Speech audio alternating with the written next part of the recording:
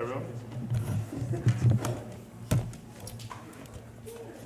Okay, good evening everyone, and welcome to the Winchester Public Schools Board of Education special meeting for August 18th, 2026. I'd like to start with the Pledge of Allegiance. I pledge allegiance to the flag of the United States of America and to the republic for which it stands, one nation, under God, indivisible, with liberty and justice for all. Okay, roll call. Joseph Santoro. Chrissy Rylander. Frank Oliver. Shane Centrella. Kurt Werner. Julie Luby. Nora Mukarski. Ellie Bishop. Carol Kiak. John Moore. Okay, on to what we're here for tonight. Information item, presentation of the Board of Ed Commission future study. I'd first like to start off with Julie is going to give a little timeline breakdown of how we got there. So I will pass it off to you, Julie. Thank you. Good evening, everyone. To just bring back to our thoughts, we started this process back in March at the March 10th Board of Ed meeting. Jonathan brought a motion, seconded by Joseph, directing me to develop an expansion plan by March 16th for TGS to take on a larger role in the Winchester Public Schools.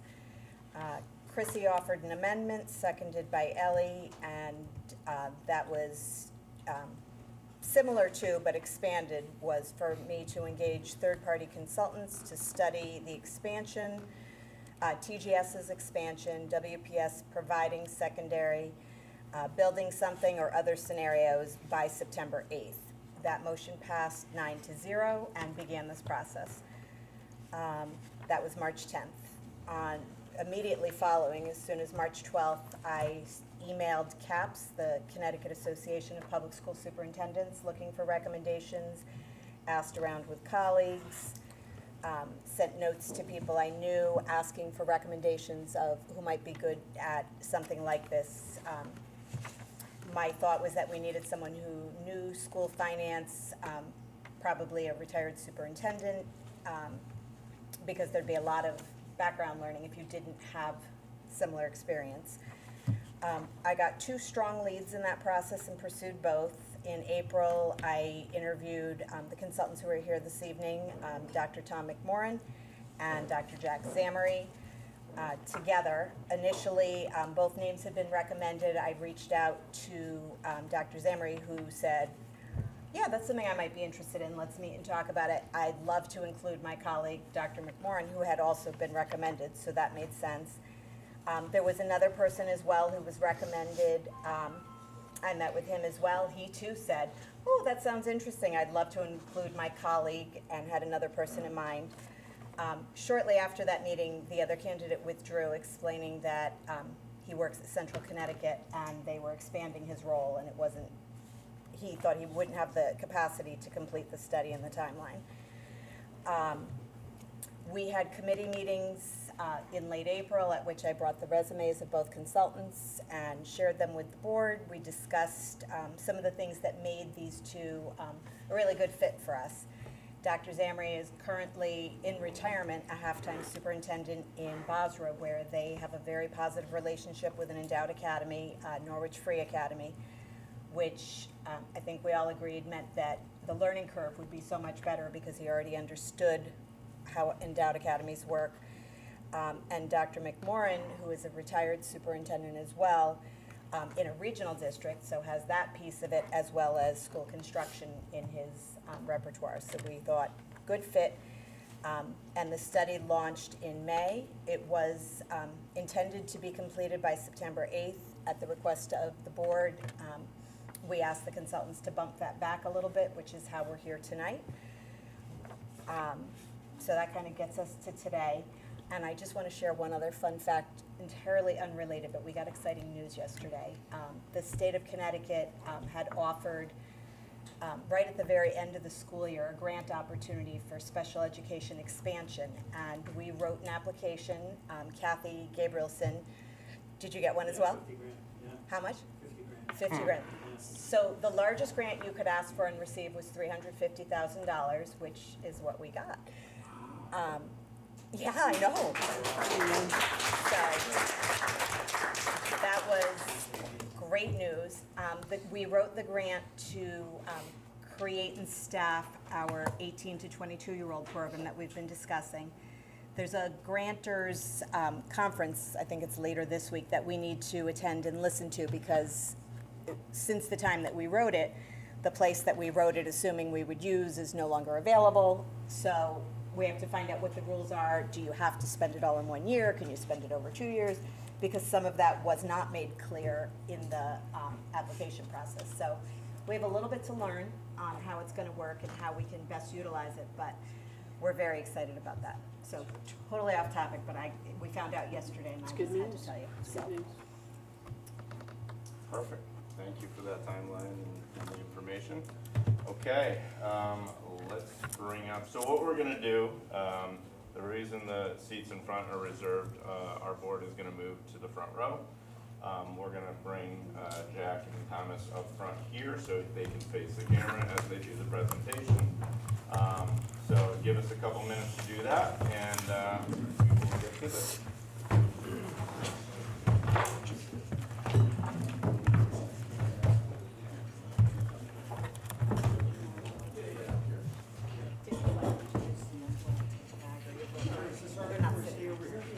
Yeah, if you want, if you want to bring the chairs, it's whatever way you want to do it. Okay. If you're more comfortable doing it that way, that's fine.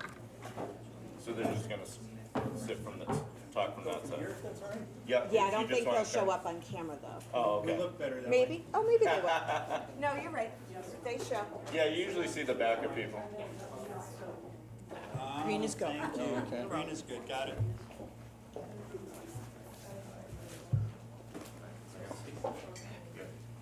So just a footnote on the grant, in Eastern Connecticut, the only district that got an award that large was the city of Norwich. So 350, that's amazing, good for you. Wow. Well, good evening, and thank you for inviting us into this project and giving us this opportunity to present our findings to you. I'm Tom McMorrin and Jack Zamry. We have known each other about 30 years and collaborated on a couple of projects. We're both natives of Connecticut, from Danbury and Ridgefield, and Jack was in the classroom in the music department for 12 years as a classroom teacher. I was in various English departments for 19 years, the last 4 of them as an English department chair. Jack's been a director of music, a director of technology, principal of an elementary school in Region 15, and superintendent, and now superintendent in Basra. I was assistant principal for a couple of years. I became assistant superintendent and head of school at Joe Barlow High School, serving Easton and Reading, which I did for 8 years, and then I was superintendent in the Easton Reading Region 9 district, which are 3 distinct districts, each with their own budget streams. So Yeah. you say, does Tom know stuff about budgets? More than I want to. He had 3 boards of ed, so Yeah. every time I'd call him, he was preparing an agenda for a different board. So we think that we've got some good experience in thinking about elementary education, higher middle school, high school education, and that we're ready just to get into this presentation. Anything else from you, Dr. Z? No, we'll have questions at the end, so if you, or anything you want to know more about, just let us know. So you gave us the charge to look at the potential of expanding the district's contracted services with the Gilbert School, considering would the Gilbert School be capable or interested in taking on more than the 712 program. You also asked us to look at the feasibility and the implications of the Winchester Public Schools taking over the district's secondary ed program. And related to that, the feasibility costs and timeline associated with constructing a high school here in the district for the Winchester School. You asked us to look into federal and state grant revenue and other things that are happening in state and federal law. And we've met with representatives from the Gilbert School, with your town manager, with leadership in the Winchester School, with members of the board, other folks, and we both want to thank you all for inviting us up to Winchester, and the folks we've met here we're really glad to have participated in these conversations, and we really like that cafe down the road here. Really? Also looking at, okay, so here we go. No, Yeah. if additional scenarios came out, to report to you on those. We are bringing you, we both started teaching in the 85-86 school year, so we just ended the 25-26 school year, so that's 40 years. And we've been actively involved in education for that time. We have looked at relevant legal frameworks and issues that are not strictly what a school superintendent administrator would know. So we are not making, say, architectural recommendations to you or matters of engineering, other than as we have worked with them in our roles as school leaders. Dr. Zamory is currently serving as the part-time superintendent in Basra, and so we're just getting out clear that all of what we're doing has no connection or relationship to his role as being the superintendent of that school system. I'm going to start by looking at your demographics. We got this information from the Winchester Public Schools, and over on the right-hand side, we put a box here. I know it's hard to see. It's showing you the progression of the children in your district over time by grade level. And what we want to draw your attention to is you peaked in the 18 and 19 years at over 1,000 students total. That's pre-K through 12. And now you're on a slight decline. You're projected to be losing students. We should say the caveat, though, is in speaking with your folks in the town side of things, is that there are some potential that you'll have new construction, maybe additional students coming in through that way. So we're thinking with you about 950 to 1,000 students as kind of the constant of your school system. I'm going to draw your attention to the number 21, and I'm going to tell you a bit later about the number 14. This is the actual and projected grade level class size for the Hinsdale School and the Pearson School. And you'll see that you're averaging in the pre-K, you're projecting to be in the teens, 16 in pre-K, it's up on the right here, 18s, 20, 21s in 3rd grade, 4th grade, 5th grade. 21 is a good class size for a high school course. I might say this more than once in our presentation. As an English teacher, I can put 21 kids into 7 groups of 3 or 3 groups of 7. Or I can have 10 kids on one side of the room and 10 on the other, and one moderating a debate. I can present to 21 students. What educational research is pretty clear on is that it's okay for high school classes to run into the 20s. And I'll come back and justify that later. But I happen to have been a student of Dr. Charles Achilles when I was doing my doctoral work at Seton Hall. In fact, he read my dissertation and he said, "Kid, it's not bad, but no one else is ever going to read it." And I said, "Thank you, Dr. Achilles." He did a study, a long-term study of what is the benefit in early elementary school of having smaller class sizes. And what they found is if you can get those early grades, pre-K through 3, down into the teens, the lower teens, then there is a direct academic benefit to the kids over time.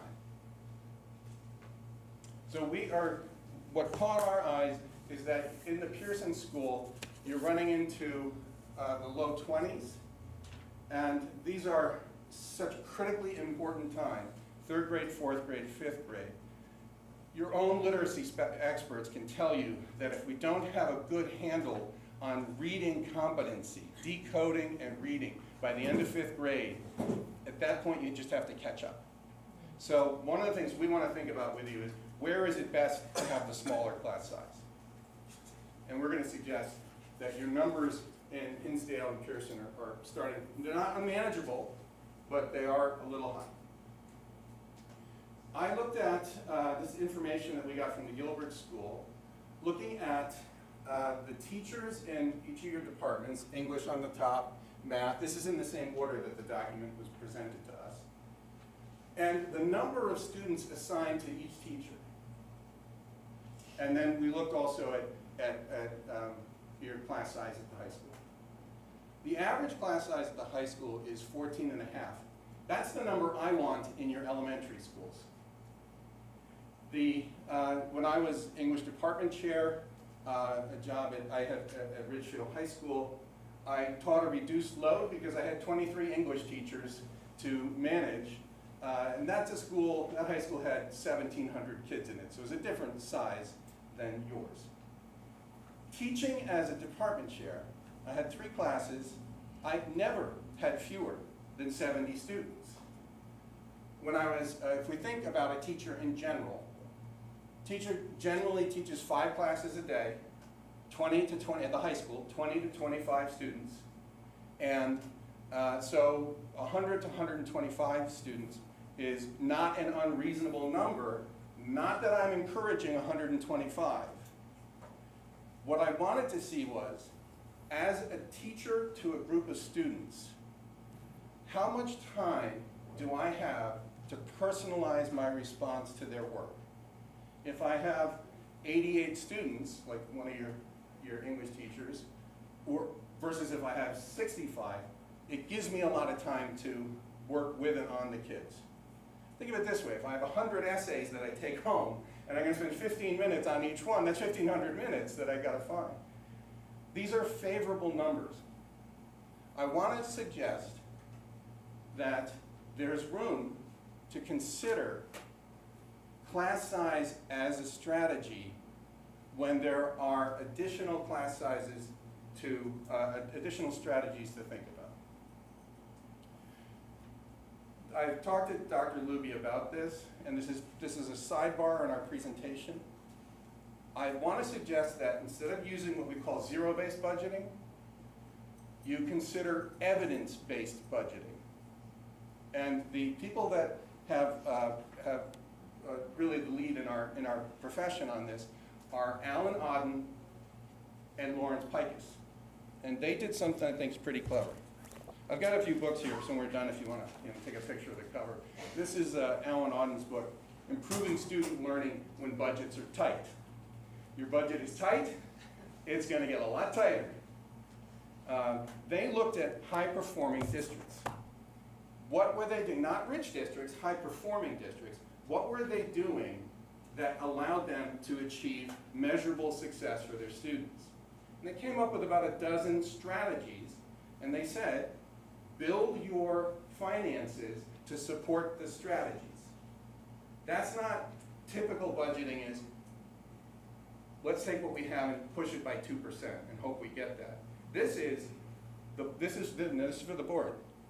Your question to your administrator should be, I need to see how what you're asking me to fund translates into student achievement. Because if it doesn't translate, you're not spending money right. I don't know enough of your history at the Gilbert School to know the merits of smaller teacher to student numbers. And we understand that with a student body of 400, you're of course going to need to still cover all of the coursework. So necessarily you're going to need the same, you can't just get down to 10 teachers. It's going to be a larger number. But it could be that you've invested in class size, and that has prevented you from investing in some of these other strategies. Data analysis being high on that, looking at student performance, forming teams that can unpack and understand how to help kids improve. What the evidence-based budget does is says, here's 43 different ways we spend money in budgets. Here's how they should connect to performance. These guys have worked for the state of Wyoming, Illinois, Maryland. They're a big deal. You've got a strategy working here called Let's Keep the Numbers Down. teacher-to-student numbers. We think you can perhaps consider how you might spend that money differently. For instance, the National Association of School Nurses says you need 1 nurse for every 750 students. You have 2 nurses at the Gilbert School and 400 kids. I get it. I am not a heartless administrator that wants to cut positions, but I do want to use evidence-based budgeting. There are guidelines on how to determine the size of your custodial staff, how to determine the size of your instructional staff. In most budgets, in most education budgets, more than 80% of the cost is human resource. And the 2 variables that we can't predict are the cost of insurance going up, so the whole benefits packet, and special education. It could be that some positions could be considered by the Gilbert board, by the Gilbert staff, to see, are there places where we can realize a saving and either allow more teachers to come into where we would like to see them at the earlier grades, or take it as a savings. That's not up to us to tell you. If you could drop, this is a question for conversation perhaps, if you could drop 150 additional students into the Gilbert School and not have to increase the faculty because you're pushing those numbers to a more reasonable professional average, then I suggest you perhaps your faculty is perhaps larger than it absolutely needs to be. As assistant, I'm going to get off the slide, I promise. He told me not to spend too much time on this. As assistant superintendent and head of school, basically the principal of my high school with 1,150 kids, I had 2 assistant principals and a dean of students. You have principal and 2 assistant principal for 400 students. And I totally understand you need administrative coverage at athletics, at evening events, at concerts and performances. But I would suggest we should take a look at that structure, because I cannot think of a structure where you have 4 administrators and 400 kids. When my high school got down to 800 kids, we reduced the position of the dean concurrently. So it's not about, at any point, who's good, who's bad, who cares, who doesn't care, who's this. It's about show board members to administrators. Show me how this expense has a direct bearing on an improved student achievement over time. And if you can't, go think about that and come back. And that's what we want to see, because that should be our criteria for budget building. So 21 at your elementary levels. Your average class size overall is 14 and a half. We do like it when you can build relationship with students and teachers. You're running necessarily some classes at the high school that have fewer than 10 students in it. So let's test the idea that fewer is always better. Because Jack and I are going to play baseball. He's going to bring 5 students onto the field, and I'm going to bring 9. And I'm going to win that game.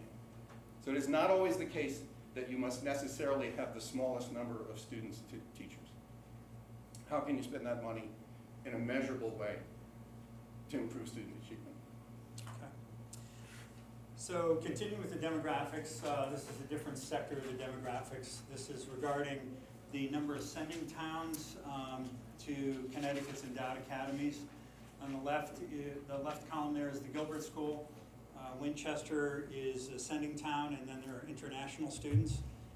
And then the center column is the Woodstock Academy, and you can see the 1, 2, 3, 4, 5, 6, 7 towns that send to the Woodstock Academy. And then Norwich Free Academy, where most of my students go actually, Norwich Free is on the far right there. You can see quite a few districts there. I will share one story with you about my first year in Basra. I've been there, this is my 4th year now. It's a nice little community. In many ways it reminds me of this community. And my first year there, I was brought into a meeting with 9 other superintendents, and we were creating the new master agreement for Norwich Free Academy. 9 superintendents got together, we crafted the document, we gave our draft document to Nate Quesnell, head of school, and that began the process of creating a master agreement.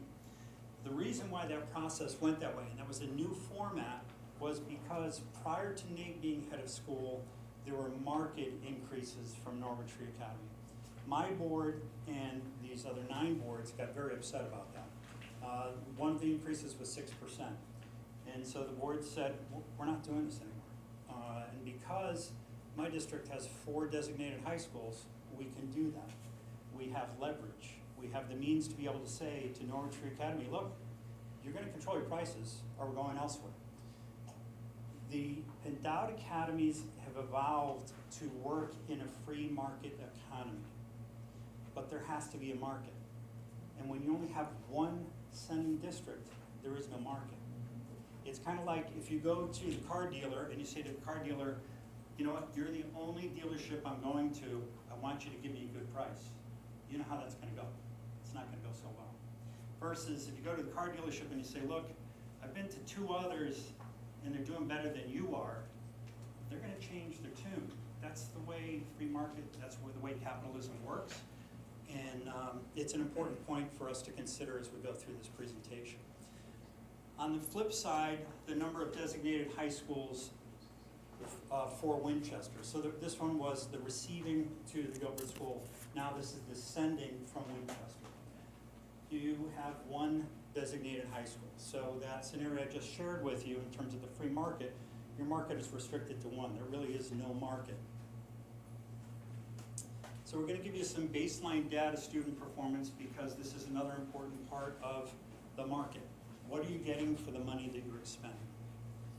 So this scatter plot is from the State Department of Ed. You can access this. The link is down on the bottom if you want to go explore it. You can look at any district in the state and it'll call that up for you. And all these blue dots are all the various districts in the state of Connecticut and how they perform. First thing I want to do is orient you to the chart. So left to right is performance. That means how well did the students perform? How many of them made standard? What percentage of students attained the standard set forth by the state of Connecticut? So if you look in that left-right, the Winchester schools in grades 3 through 6 are performing at the mean, which is really quite good. You have to remember Connecticut is a high-performing state. It is among the highest performing states in the United States of America. No longer the highest. At one point we were, but we're still among the highest. So to perform at the mean in a high-performing state is a really good thing because a lot of your kids are being prepared for success. Let's see, we have 62.3% meeting that target, which is a good thing. This is the, oh, I'm sorry, I left out one other part here, and that is the top to bottom. I glossed over that. So the top to bottom is growth. And what growth refers to is how much learning has occurred year over year. So if a child takes the SBAC test in the spring of grade 3, that outcome is compared to the spring of grade 4 to see how much learning has occurred over 1 year's time.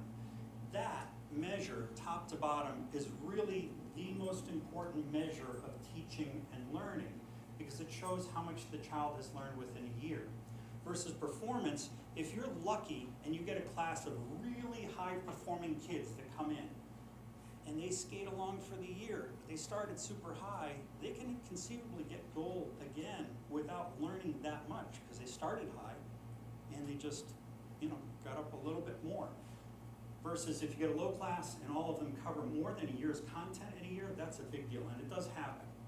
So that growth index really is the most important indicator of the quality of what we do as schools, candidly. So this is the grade 7 and 8 English language arts for the Gilbert School. And the red dot that you'll see there, the performance index here, 33.6% made goal, which means 77% did not. The red dot, we looked at this numerous times. The red dot is accurate. The Gilbert School is the lowest performing school in the state of Connecticut for growth, the lowest. It's a serious issue. There's no way to color this. In year-over-year progress, that's a serious issue, especially when students are coming in performing at the mean. What then happens is this precipitous drop. So that's something that really has to be strongly considered in this whole conversation. And another piece that needs to be considered, because as I've talked with a number of you individually, I've gotten the impression that you haven't seen this data before. The state of Connecticut requires that student performance data is shared annually with their boards. That is a requirement. So if that is not occurring, it should be occurring, so you're aware of what you're getting for the dollars you're spending. Here's grade 3 through 6 math for the Winchester Public Schools. You can see again, we're at about the mean for both performance and growth. And then for the Gilbert School, there are 41% making goal, which means 60% are not. And then among the lowest growth in the state, I did check that very low dot, it's Parish Hill High School, northwestern corner. I know Parish Hill High School, they wanted to do a presentation to my board. Candidly, very objectively, they're a very, very small high school that's having a difficult time getting students.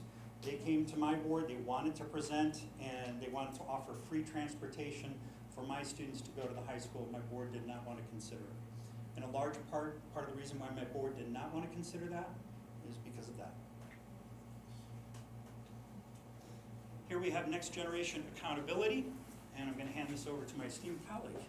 The next generation accountability is the state's way of looking at a dozen measurements of performance in the high school. And they calculate a score that gives you an indication of how you're doing. And we've shown you on the left-hand side the entire state as an average, then the Gilbert School, and then Winchester Public Schools. The indicators run middle school, high school. So it's a good overall way to get a sense of how are we doing. Said, like, give me a one-letter grade to sum up everything we're doing. And you'll see that over the last several years, the Gilbert School is in the low 60s. Winchester has come up, and that's what we're looking for, trying to get that line moving in an upward direction over time. So there's room for growth in Gilbert, which is why I'm going to say again, an evidence-based budget would start to get you to think about what are strategies that are effective, we know they are because other districts are using them, that we could incorporate in our budget design in order to change the input to improve the output.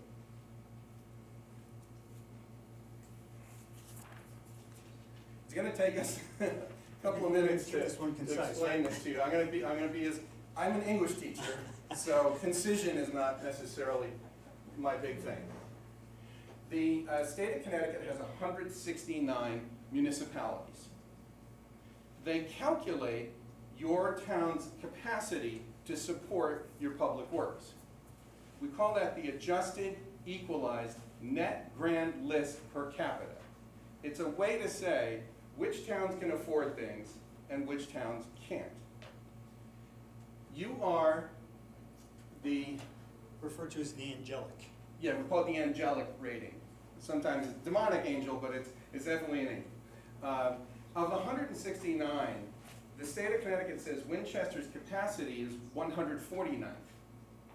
You're actually spending as though you were the 78th on that list, your combined costs of education. We have on the left, the Norwich Free Academy is itself also 149th, the way they calculate the academies. The town of Norwich is actually lower. And then Woodstock, as you see, is higher up on the angelic rating. It's a wealthier district than yours. So when you look at the place that you are in your capacity to support, and then how you're performing on the college, post-secondary and career readiness assessment, are your kids ready to go out in the world? And the reason we say post-secondary is that we don't automatically assume that it's even appropriate for every single kid to go to college. So we're thinking you're sending kids into the military, you're sending them to trade schools, some kids you're sending to community college, to college, to family businesses, the whole, are the kids ready to go out in the world? And ultimately, if you're not numerate and literate, you're gonna be behind. So you see that it makes sense to us that having greater resources, the Woodstock Angelic is higher, and also the performance is higher. Those are in the 40s. We also think, Jack and I, that the academy design benefits from both competition and more sending schools. There was a time Heartland was sending kids here, and we know in our discussion with the superintendent of Gilbert, the desire to find you more students, which will increase your, if this happens, the high school's class sizes, number of kids there means you can do more programming, and the net cost goes down. In this sense, though, the benchmark, are the kids ready, is a combination of how they're performing in various indicators, including SAT scores, things like that. Another piece of this, I'm just going to piggyback on Tom here, is that wealth and performance do correlate. There's a connection between the two. And those scatter plots that I showed you before, in the upper right corner of the highest performing districts, they're the New Canaans, the Dariens, because these children are going to Europe, they're not studying Europe. You know, that's the reality of it. When you look at the same wealth districts, in this case Norwich Free Academy and Gilbert, you do notice a difference here. Norwich Free Academy, if anything, demographically is lower because the city of Norwich is not as socioeconomically advantaged as is your town, but yet their performance is higher. So that means the quality of instruction is better given what, you know, the demographics are equal. This is not meant to be something you see on a screen at a public meeting. It's meant to be in the document so you can go in and look for yourself. The accountability number is determined by looking at everything you're doing academically in terms of your curriculum and program, including athletics. So what you see when you look at Gilbert is the number is the lowest on the list there. Then the Norwich Free Academy, Woodstock, and then we included the Region 7 Northwestern number because that's in your town also. So that's for you to go back and look at another time. We want to look at the two levers that boards have. One is you control the purse strings, and the other is you demand academic performance. So how are we spending and what are we getting? The numbers, therefore, are important to us. We're looking at district data that was presented to us, the updated budget for the coming school year.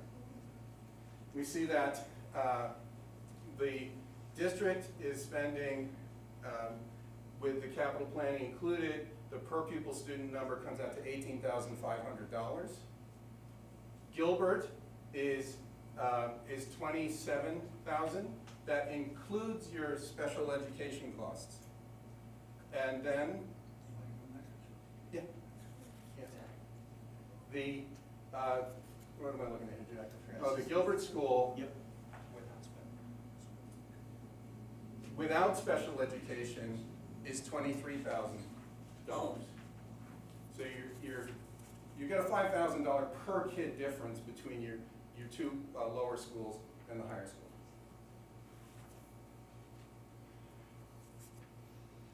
And that's just showing it with SPED. And again, the reason why we're showing you all of these calculations is so you can vet the quality of the work that was done and make sure that we're giving you accurate numbers.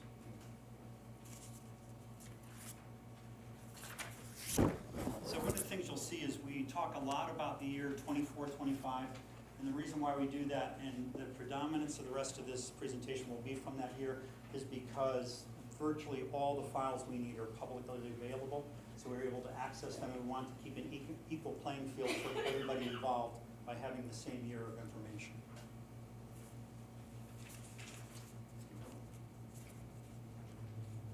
Right, did I have? Oops. That one, okay. That one? That one.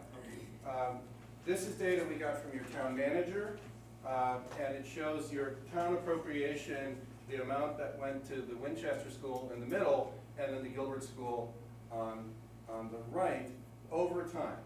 Now, you moved your 7th and 8th grade to Gilbert back in, was it 2012? So there was a cost bump there that pushed that particular budget year. You're adding 2 grades to 4, so that went up by 15%. And then you had, for several years, really modest growth. But if we go from 2020 forward, the increases start to add up. Now we have some trends for you, and again, we took a segment of time that didn't include that shift in student population, but again, we wanted to make an apples-to-apples comparison. So for the Winchester Public Schools, this is what your budget increases have looked like from 2020 to 2025. So given that it's 5.5%, average increase each year is about 1%. The Connecticut Association of School Business Officers, CASBO, creates a list every year, a spreadsheet of all of the increases of all the districts in the state of Connecticut. 1% is on the lower end of districts in the state of Connecticut for increases year over year. If you look at inflation for each one of those years, it's over 1%. So effectively, there's the money has to be stretched more and more each year just because of inflation and that not keeping pace with inflation. That's part of the reality of that scenario. So if you look at your Winchester budget, it is the tightest budget I've ever seen. You have 53 cents per kid per day for supplies. There is almost nothing left for you to seek to improve performance. So we want to compliment the education staff at those 2 schools for producing a solid performance over time, and imagine if you could give them some of these other strategic investments that would help them better serve your kids. So here's the same set of years, 2020 to 2025, the increases for the Gilbert School. Total increase is 25.8%. Again, on the CASBO list, 5% annually is on the high side in the whole state of Connecticut. Now, I want to harken back to something that Tom had mentioned before. There are 2 factors that, well, in Winchester, there are 2 factors that really impact the quality of the work that goes on in the Winchester Public Schools. One you can't control, one you can. Special education across the state of Connecticut, and I don't say this in any, every child deserves the program that they deserve. So it's not about children, it's not about their programming. I'm critical of the costs. The costs of special education have skyrocketed. Just, they're unbelievable, they're out of control. So 2 weeks ago, I was at the CABE Summer Leadership Conference, 200 people in the room, and I went into my sermon, as I shared with Tom, and I said, look, in the 1990s and 2000s, the state of Connecticut was #1 in performance in the United States of America. And if you look up the NAEP results, you can see that. We were #1 back and forth with Massachusetts. Since that time, Connecticut's performance in grade 4 ELA, is what I'm referring to, has really kind of waned. And in that time, Massachusetts has remained at #1. The other one that slipped ahead of us is New Jersey. Now, the reason why I share this is that Massachusetts and New Jersey, their funding formulas for special education are far better than Connecticut's. And we'll get into that with a little more detail. So the special ed is really having a lot of impact in school budgets. We don't have a lot of control, but what it does is as the special ed budget continues to grow, the school budget is finite. It doesn't grow with it. So what does it do? It consumes more and more of the program costs for all children. With the Gilbert School, as that grows at 5% a year, it does the same thing. It creates pressures on the Winchester Public Schools, which shrinks the available monies, and is a large part of the reason why you see the class sizes that you do. Are they manageable right now? Yep. I spent a decade of my life as an elementary principal. 21's workable. But if it continues in that direction, it's not a good thing. Just like this is not sustainable. In another 5 years, you're going to be looking at a 50% increase that is not sustainable. Also, just so that you're clear, the special education costs at the high school are built into the Winchester budget, not into the Gilbert School budget. So it's a double whammy, really, to you as a board, it's a double whammy. So this is another very important document. Again, we give you the link so you can go directly to it. This was done by the School State Finance Project. They've done a lot of good work in the state of Connecticut looking at how finances are expended for public schools and studying things deeply so we can make more informed decisions moving forward. So they wrote a paper specifically about endowed academies. And within this, they cite the per pupil cost for Woodstock at $17,700 and Norwich Free Academy at $14,300. In the entire document, it has lots of NAs for the Gilbert School. Now, we've noticed this is a pattern in other resources that we've looked at where the Gilbert School's data is missing. We just state that to make you aware of it. Even the endowed academies have an obligation to share their information publicly because they're funded by you. You're funding the school. So you, as taxpayers, and the people paying the salaries of the people at that school deserve the right to see the information transparently, period, the end. So in this, we did the calculation because it wasn't available.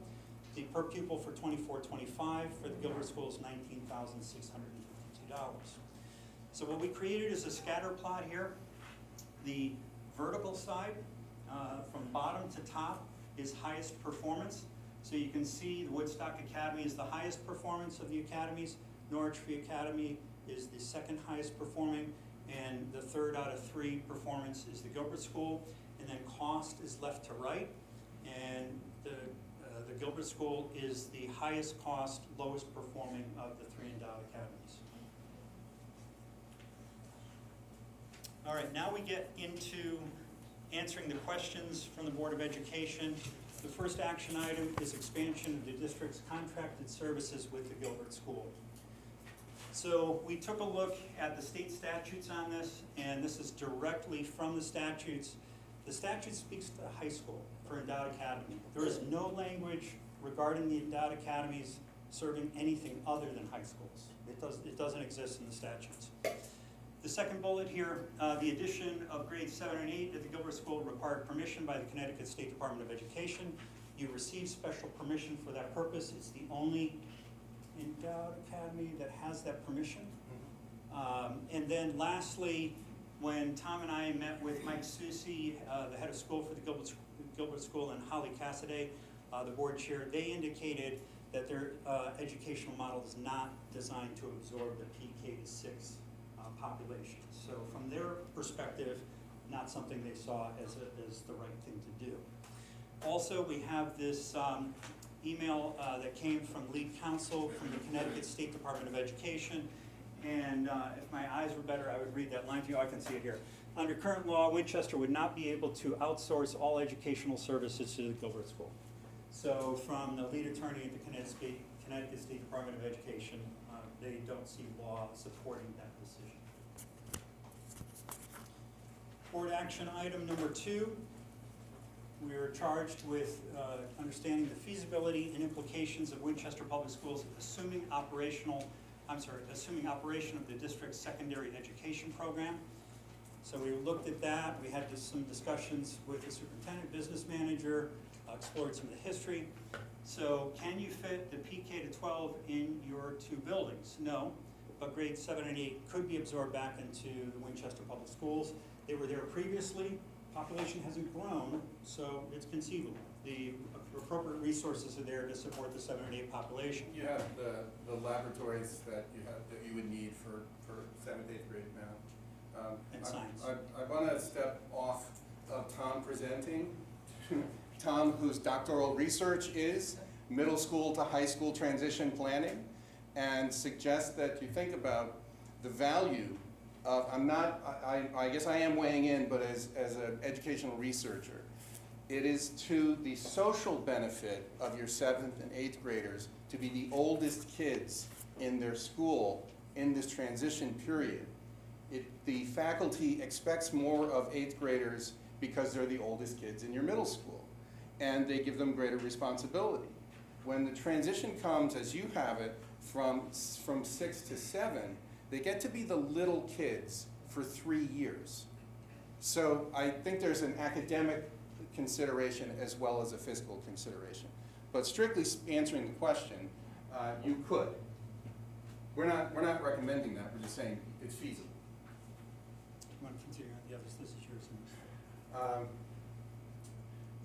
Can you fulfill the high school programming with your current campus? No. You would need to, we'll get into this in a bit, you have a fine building in the Gilbert School, and you have good people there. And you have, your institutions are 150 years old, and you have a lot of honeybee pride. I think what often happens is people say, well, you've been there for all of 2 years, how come you haven't changed everything? Because they're elderly.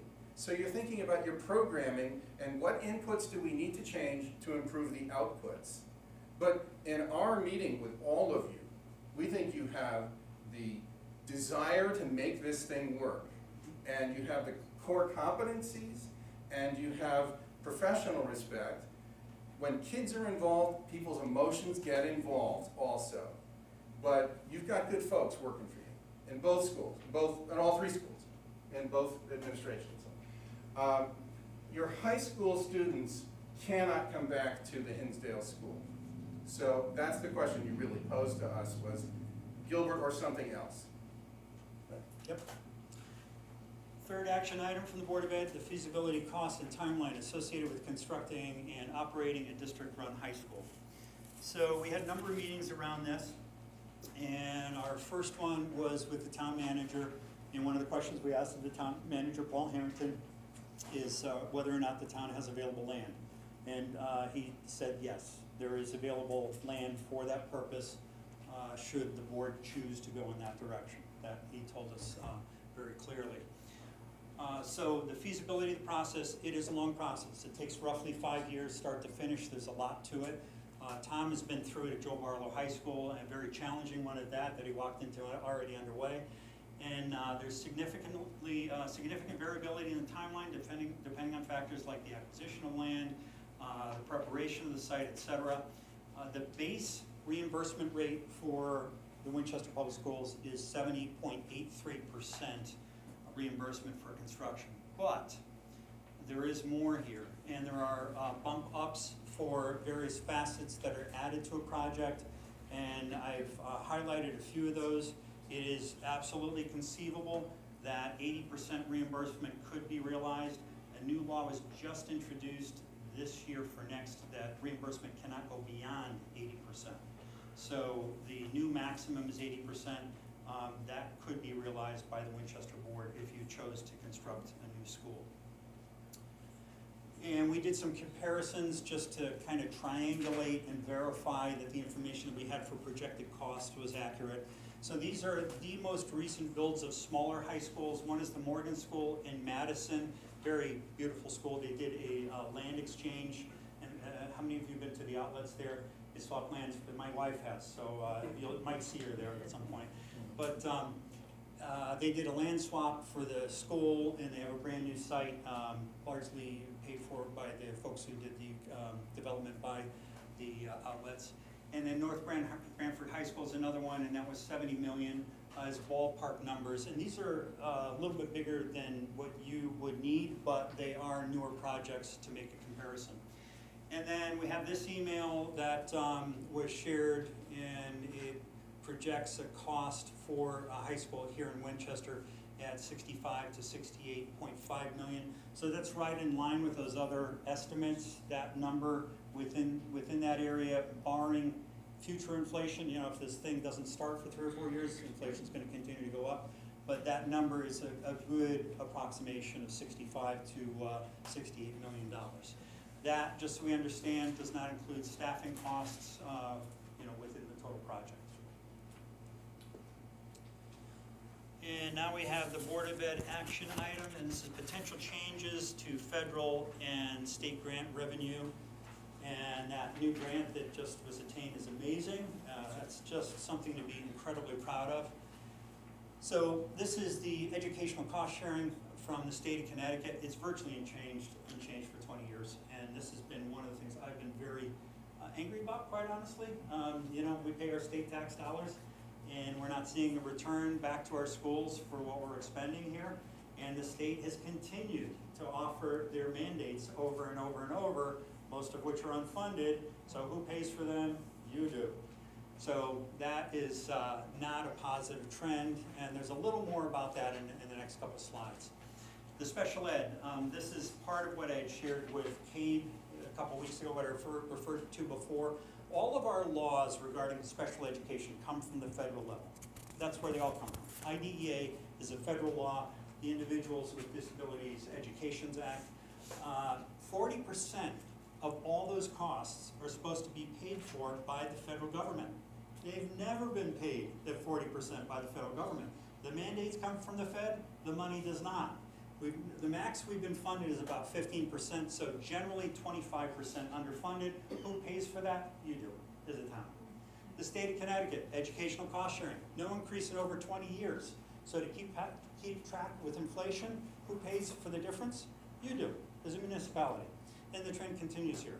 The excess cost grant, I just submitted a slide deck that's going before the governor on this very topic, and I'm getting some traction, actually. And with this, what I referred to before, we have a formula in the state of Connecticut. If we have a high-cost special ed case, we will receive some money from the state, but it's based on 4.5 times our per pupil cost. Your per pupil is what? 18 something. 18. So All mixed together, 24. 24. All in 24. Yeah. So over 100 grand, you're not getting anything. You know, the threshold is incredibly high. Again, in the states of New Jersey and Massachusetts, 40 and 50 grand are the threshold. You get far more money, and this is one of the problems with educational funding in the state of Connecticut. It's a central one, and one I'm fighting on, and I'm hoping we'll see some difference. But you notice, state and federal level, mandates all come from those levels. The money really does not. A negligible amount comes from those levels. Also, we received supplemental funding last year, and you can see you received $320,000, which was a good thing. That's a temporary funding bill. There's some talk that we might get more funding in this regard next year, but after that, there's no talk of it continuing. So not something we can count on moving forward as a funding source. The blue ribbon panel the governor has going right now, that's where my slide deck went to about the excess cost. I'm hoping we're going to see some change there, but really there's nothing we can count on in terms of funding source unless something significantly changes from the state level. And then over the past 20 years, federal funding, you can see the trend over time. We're getting less and less from the Fed for funding. And then educational cost sharing, you've seen the trend with that. This is compared to inflation and the effective dollars that we get when you factor in inflation. It's effectively less money because it's not keeping track with inflation. And then this is really the important slide here. And if you follow it left to right, and if you look at the local and you look at the trend over time in local, you'll see in 2021 the amount was $12,000, now it's $15,000.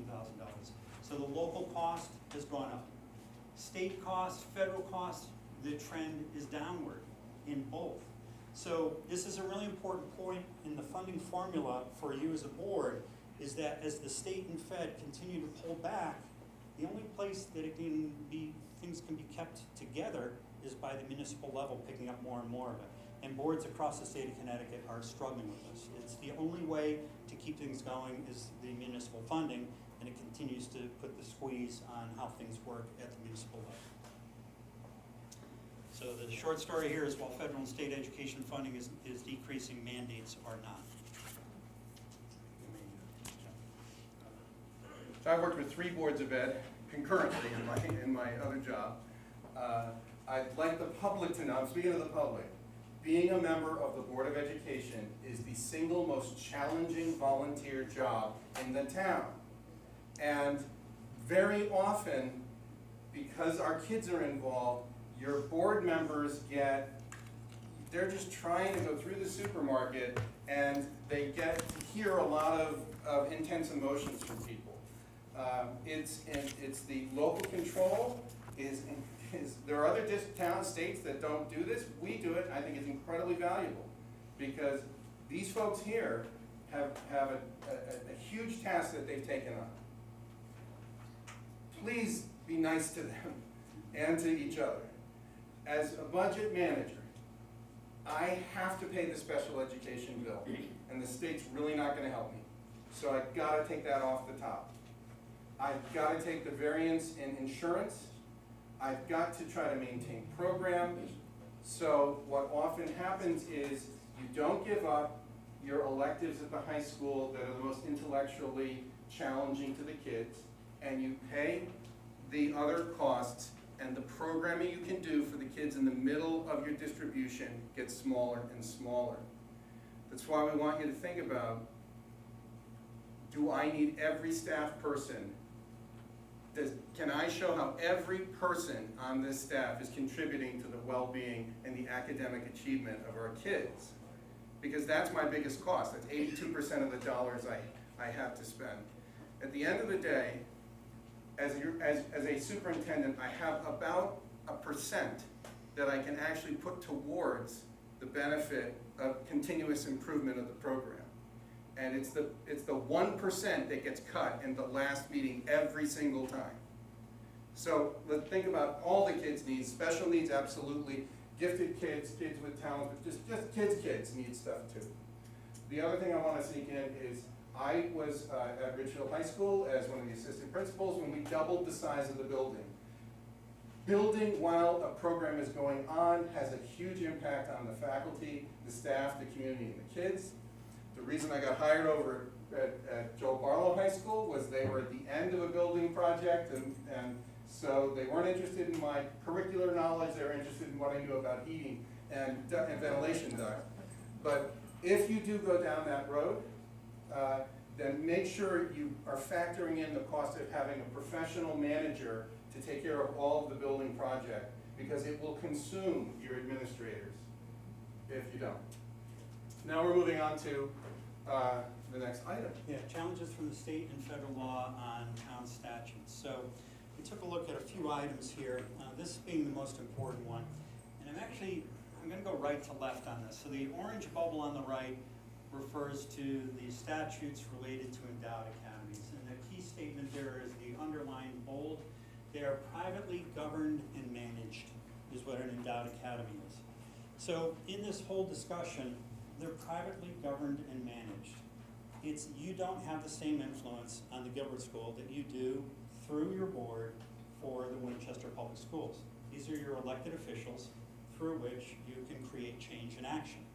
The Gilbert School is privately run and managed. So therefore, your relationship is with a vendor, is what they are. Endowed academies are vendors. So you have to think about how you address that in a different way, because one of the things that gets muddled in all of this, and Tom said it so beautifully, everybody here is here for good intent. Everybody wants to see the Winchester Public Schools succeed. Everybody wants to see the Gilbert Schools succeed. We do too. But there are pragmatic decisions that have to be made. And how do you manage this fiscally? So when you have a designated high school as a vendor, you need to use this free market systems to create fiscal controls for it to work in a way where you have influence. A one school to one school relationship as an endowed academy, you're in a weak position. There's no other way to say it. So on the left-hand side, this is statute regarding Winchester's ability to create a designated high school. As a public school, you may designate through interlocal cooperative arrangements one or more high schools. So those are the laws that allow this system to work. In my part-time position at Basra, that's what's used. As I mentioned, we have 4 designated high schools. My colleagues near me have as many as 9 to 12 to 14 designated high schools. So here's that previous slide laid out in columns. So on the left here, Norwich Free Academy, what is their board membership? They have no board members from sending towns on their board, and that's by design. The reason why they do that is Norwich Free Academy is a vendor. It's not between, they're a vendor. I like Nate Brisnell. I consider him a friend. He's head of school at Norwich Free Academy. We both know our roles. He's a vendor. Nate, you gotta do right by me on this one, and he knows that, and he comes through. We have a good relationship, we have a lot of good dialogue, but there has to be controls for that to work. His predecessor mismanaged funds, and Norwich Free Academy is still paying the price for that because they're trying to get the number of designated high schools down from that whole episode to a manageable point. You'll see in a moment how large it's gotten for some of the towns and cities. The Gilbert School has 4 members of the Board of Education on the Gilbert Board. The challenge with this is we all want to do the right thing. We all want to do right by kids. So when you serve on the Gilbert Board, you want to do right by the kids at Gilbert, and then whatever outcomes occur there, you have to deal with that when you come back here. There's an inherent challenge and conflict in that, baked in. At Woodstock Academy, they have 1 presenting town, 6 towns, and that's out of 30 board members, but that board meets once a year, is what I was told, that one. There's more than one board. So the influence in those 2 scenarios and the separation is a greater separation than the separation that exists here in Winchester, which creates a lot of the tensions that I think you're dealing with right now as a community. It wasn't designed really to function in that way. Special education, in-house at Norwich Free Academy. It's provided by the Winchester Board of Ed for the Gilbert School, and it's in-house at Woodstock. So again, a difference because you share a lot of staff, you share board members. Grade levels, 9 through 12, Norwich Free Academy, 7 through 12 at the Gilbert School, 9 through 12 at Woodstock. You share more students, so you share more board, you share more staff, you share more students. And then districts served, 9, Norwich Free Academy, 1, the Gilbert School, and 6 core sending towns, according to the website from the Woodstock School. So I've said this jokingly, you're half pregnant, is where you are, is you're half pregnant. There's glimmers here of functioning like a K through 12 public school system, because K through 12, we both have been in the K through 12 systems our whole careers. This is the way it functions. You're all under one umbrella, and you're kind of under a singular umbrella, but the Endowed Academy is not designed to function that way. It's a separate entity designed to function as a vendor. So these systems have created inherent conflict, and you can feel it. As I've talked with you on the phone, I'm looking at faces. Some of you haven't been happy with me when you've seen some of this, or Tom. We are just trying to give you objective information. Our personal opinions were left outside of this building. What we're here to give you is our professional judgment based on analysis, experience, and good information. That's what we're here to do. One of the things that we know that the Gilbert leadership team wants to do is try to get back to having more students come from somewhere other than Winchester. And we applaud that. Either exchange students, international students, or other students in your region. Because competition improves performance. I was, as I've told you, the principal of Joe Wello High School in Easton and Reading. There's no competition at all. For me, I was the public high school principal. So what I did was write to every 8th grade family and say, if you're considering going to one of the private schools nearby, I invite you to come in and let us talk with you about that decision. And my staff prepared for the 11 places people could go, the Catholic schools like St. Joseph's or Rosemary Hall or Choate or St. Luke's, whatever it was. We met with them and then helped them make a decision. Yes, you should come to us, or no, you really should, it would be better for you somewhere else. I did that so that I could have competition in my conversations with my staff and faculty. You're not guaranteed to get every kid here, you gotta work for it. Fairfield University is right next to Easton, it draws a lot of kids. So it puts me in a position to say, how are we selling our best selves and providing data to support that the student performance, student achievement, and the well-being of the student will be as good or better with us, or maybe they should go to somewhere else. So we really do applaud and encourage the Gilbert folks for looking out beyond your borders. How could we find other students? So the additional charge here from the Board of Ed was additional feasible scenarios that we found as we completed this study. So as we've looked at this chart before, we color-coded this one this time. The schools, Yeah, the schools here with the color are the districts, these are the school districts that have endowed academies. So Norwich City has 14 designated high schools. Now, I just sat with one of the board members from Norwich 2 weeks ago at that CABE leadership conference that I mentioned, and he told me flat out, 14 is too many. It is a bear to manage, and they're looking to reduce it. There's a sweet spot in this, and you notice 14 is an outlier. Winchester is also an outlier. You're the other extreme with the 1. You'll notice there's others here, they tend to float around 6. Honestly, I like where my district is with 4.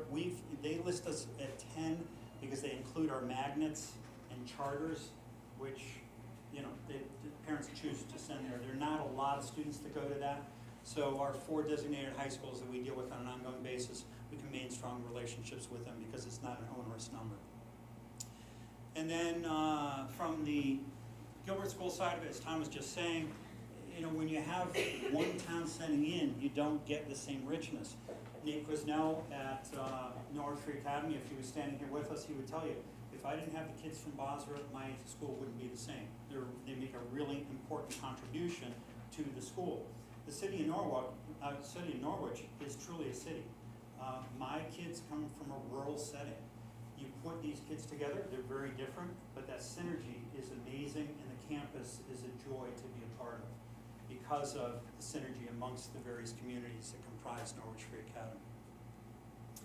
So, one of the things we did is we consider adding Northwestern Regional as a designated high school because it's right here in town. It's 1.5 miles from the Gilbert School. I'm guessing about 7% of your budgets are transportation-related costs. So if you were just to consider designating a school, one in your own town, makes a lot of sense to us. There are other places you could consider. There's Lewis Mills down the road a bit, but that's about 12, 13 miles. And then you don't want kids on buses that far and long. Torrington is about 12 miles, I think, maybe a little less than that. But your current bus runs can accommodate designating Northwestern as a school. So you're offering choice to your students, considering going, you know, when it's time for them to go into the upper grades. The red dot in the center above, kind of in the middle of the distribution, is the performance of the Northwestern Regional Middle School program. This is 7th and 8th language arts, where 58% of the students are meeting the target, and then there's your Gilbert number at 33%. You see, what we want to do is help Gilbert improve its measured performance by introducing competition. This is total capitalism. It's just choices for you that help us keep costs down and performance up. This is the math, the same story in math. You have almost 61% at Northwest Regional, and you have 41% at Gilbert. And we think part of what we see in this is that Northwest Regional is pulling in kids from a variety of communities and towns, and that is having, that I would hypothesize it's having a positive effect on performance because you have more interaction, and it's what's holding back. It's not your teachers. You have good teachers. It's program design. Again, looking at, we showed you this before, what's the state's sense of how kids are ready to go out into the world. And to the left on this is the state average in the 40s. Northwestern and Gilbert, you see, there's a statistically significant difference in the performance as it is now. Oh, Ann? Now, we want to call your attention to the one, certainly a consideration. Here we have on the bar that is horizontal, the lowest cost regular ed per pupil, $14,000 for Norwich Free. At Northwestern is 27. So it is about as expensive as you're paying now, but it's positioned to get your performance at Northwestern up. In the middle, you have, you have the Woodstock and Gilbert. We met with the superintendent of Northwestern, of Region 7, Steve LePage, and he had an informal and non-binding conversation with his board. They are open to conversation with you, this board, on the feasibility and the possibility of designating them as a high school. And I just want to add 2 points, if I may. One is, this is in negotiations. So yes, that number is big from Northwestern Regional, but that's not a fixed number. So today on my desk was a designated high school contract, I won't tell you which one. And 3 of us as superintendents are going to be approaching that high school. And we're going to be saying, we got 3 superintendents here, what are we going to do? There's leverage. They're going to change their number because they have 3 districts. It's a lot of kids.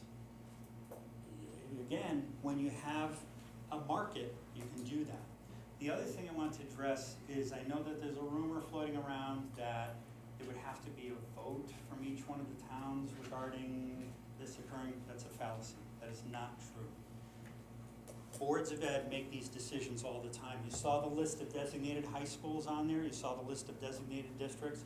All those boards of ed are entering into agreements on their own. There are no referendum when that's occurring. As I've said, I have 4 designated high schools in my district, no referendum. It's a decision made by the Board of Ed. I want to make that super clear, because I know that's a rumor that's been spinning around. So, the benefits of adding designated high schools for Winchester Public Schools and districts for the Gilbert School.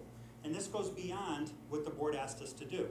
We want all parties to be successful here. We want the Gilbert School to be successful as well. Winchester Public Schools, what does it do for the Winchester Public Schools? It gives school choice. Parents get to select different programs for their children based on their needs and interests. That's a wonderful thing. Healthy competition, it creates the market so you can control costs and elevate outcomes for children. Differentiation, again, somewhat redundant with school choice, but it looked good in that, didn't it? It balanced it, yeah. And then on the Gilbert School, economy of scale. When you run small schools, it's really expensive. My per pupil is $28,000 in Basra because we only have 180 students. If you look at all the small students, highest per pupil in the state of Connecticut, Norfolk, Connecticut. Anybody know how many students are there? 88. Yeah, it's tiny, right? It's teeny. Yeah, it's teeny tiny. When you run things that small, you still have to have a piece of a superintendent, you still have to have a principal, you still have to have a special ed director. There's all those fixed costs split amongst fewer students, costs go way up. So for the Gilbert School, economy of scale, more students, costs go down. It's healthy. Diversification. Something goes south with one town, you've got other towns to rely on. This situation for the Gilbert School right now has to be very awkward, because if something goes south with Winchester, where do they go? They don't have anywhere else to go right now. So if you have diversity of customers, you have better longevity and a better way to ensure that the organization will endure over time. Adaptability to population changes, these ups and downs. Connecticut right now, population is waning some, so if you have more towns involved, you can compensate for that changing population. And really the big deal here, and the reason why you've hired us, is fiscal efficiency. You guys, I've said this to some of these individuals, you're bleeding money. You're bleeding money, and it's not helping kids. So you've got to find a way to address this and make it better for your kids. All right, and then we distilled this into a chart at the end here with each one of the action items that you've posed to us. I'll go left to right here. Board of Ed action item number 1, expansion of services with the Gilbert School. The State Department of Ed has stated that law does not allow this option. So red, no go, based on the information that we've received. Board of Ed action item number 2, Winchester Public Schools assuming secondary education responsibilities. We made this yellow because it is possible for grades 7 and 8, not possible for grades 9 through 12. Board of Ed action item number 3, Winchester Public Schools building a new high school. and, you know, in bringing back grades 7 through 12, we put that in parentheses. Yeah, it's possible. As Paul Harrington told us, land is available. Town would have to go to referendum for design costs, building costs, et cetera. But it is possible, and your reimbursement rate is the best in the state of Connecticut. It is very conceivable you'll reach that 80% threshold, which is the max any community can receive. 80 cents on the dollar is really pretty darn amazing. And then lastly, we gave the additional feasible scenario, the Tom and Jack feasible scenario, and that is Winchester Public Schools adding designated 7 through 12 high schools, so you actually have a market to be able to keep controls and healthy competition to control costs and help student performance, to improve student outcomes. And then, I know it's outside of the scope, but we wanted to try to do right by all parties involved, so we included this for the Gilbert School, that adding more sending districts is really in their best interest.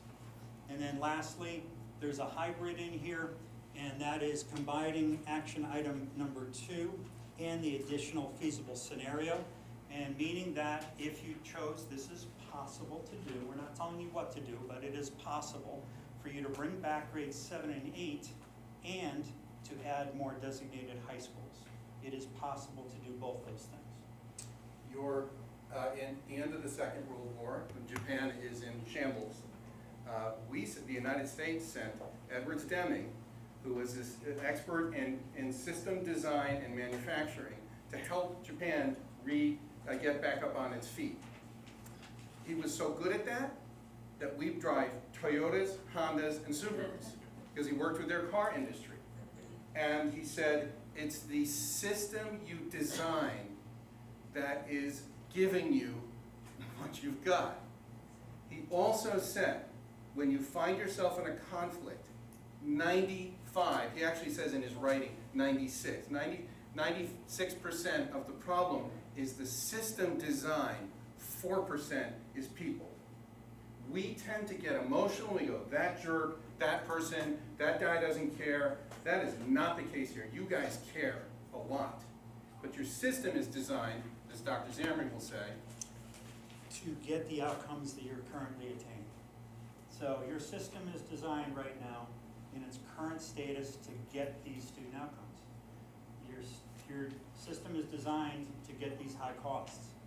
You have to make changes. It's the only way to improve things for you as taxpayers, to improve things for your children. It's the only way. So relative to that, these quotes were something was shared with us and harkens to the past. And we've been in this state, as Tom said, our entire lives. We've heard the story about Winchester. We have. I have friends who've been superintendents in this area. I've heard about this. It's, there are no secrets in the state. And, 40 years ago, very similar concerns were shared. The thing that Tom and I don't want to have is 40 years from now, we will need a diaper allowance in our contract. So changing time during the presentation would not be good for anybody.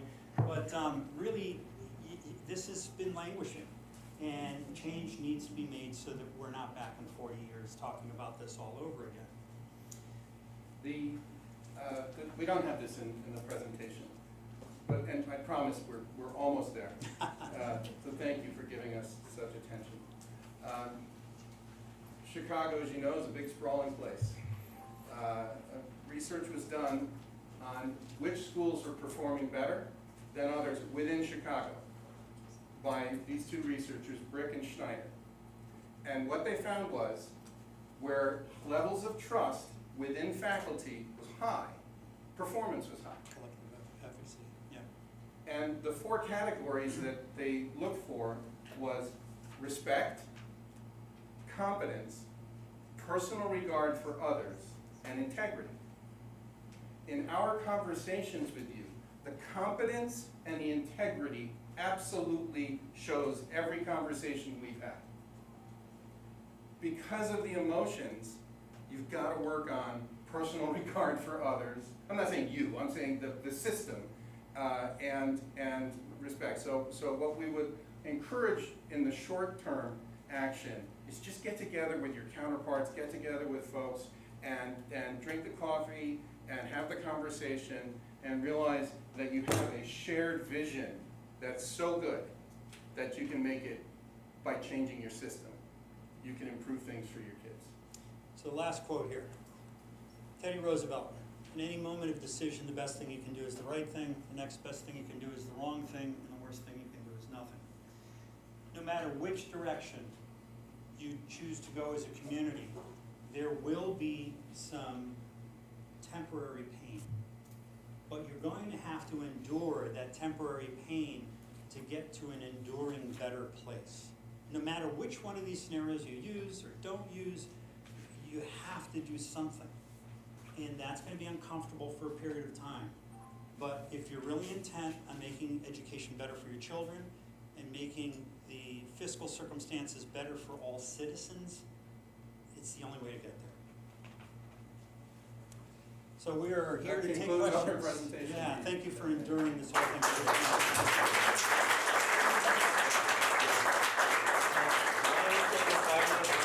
We'll transition back if you guys want to have a seat. And, Yep.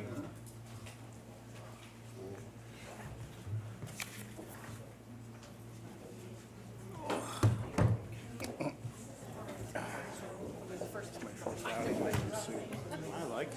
You know, we're doing it. Yeah. Thank you.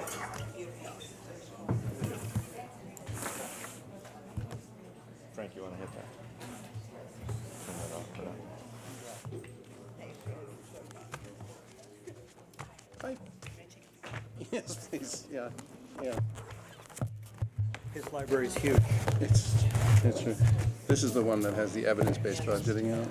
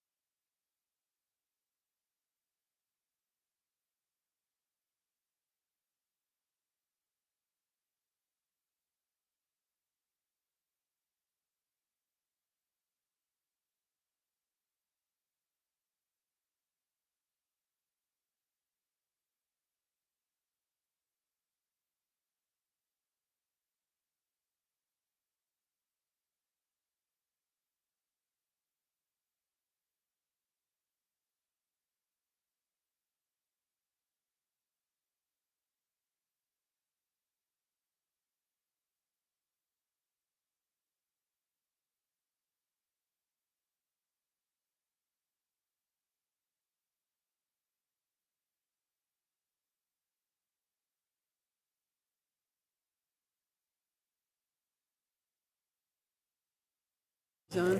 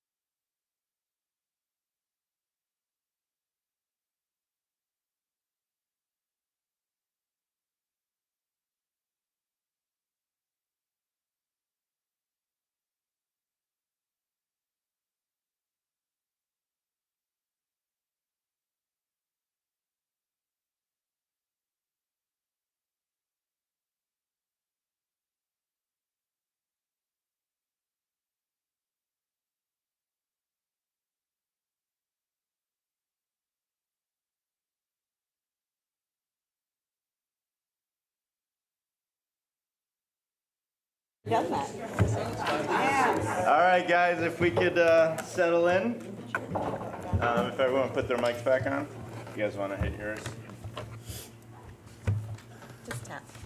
All right, thank you. That was a lot to digest. I appreciate the time. I appreciate all that you've done in the short time frame that we gave you. So thank you for that. At this time, I'm sure some board members or all board members might have questions to present. So I'm just going to go down the line, and if you don't have anything, you don't have anything. But if you have any questions for the consultants. I mean, it's just for the school thing, right? The 68 million, that's before the reimbursement, correct? Or was that after the reimbursement? So the cost to build, I think you're saying 68,000. Correct, that's the net cost, so the 80% of that would be coming from the state. Correct. Okay, so we're looking like, what, 54, I think would be coming? 80% of 65 million, I look at the finance director is. Cost us Yeah, you're about right. 13 million. Yeah, you would bond and lay out the 68 million, whatever it was, 65, 70, and then once you closed everything out, the state would reimburse you roughly 80%, I think, of that comes back to you, but it doesn't happen right away. They're not paying your bills, you are, and then they're reimbursing you later. That's all I really had. That's all you got? Okay. Yeah, that's the only one I had. All right, Chrissy?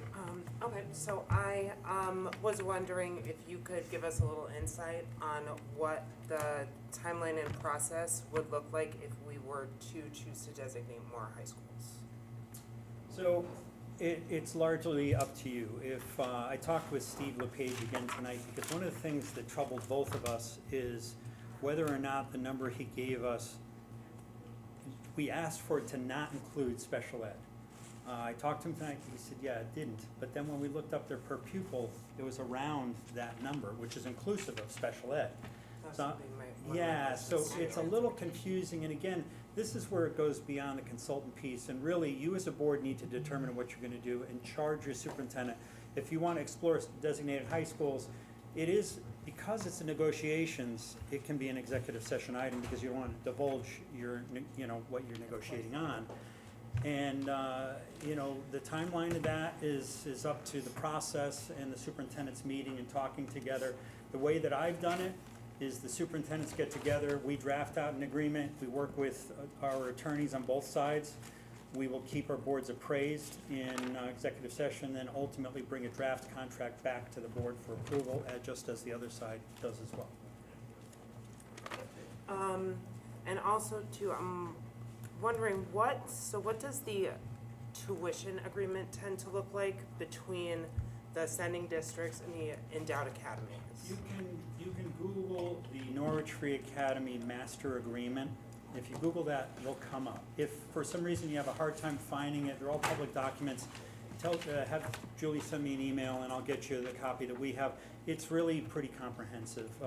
One of the things that's in the master agreement to address some of the concerns with the rate hikes was Norwich Free Academy has a threshold to inform us prior to December. So I think it's like 3%. If the budget remains under 3%, they don't have to let us know before December. If it's higher than 3%, they must let us know before December so that we can budget accordingly. So it has conditions like that within it. It includes things like how the contract is terminated.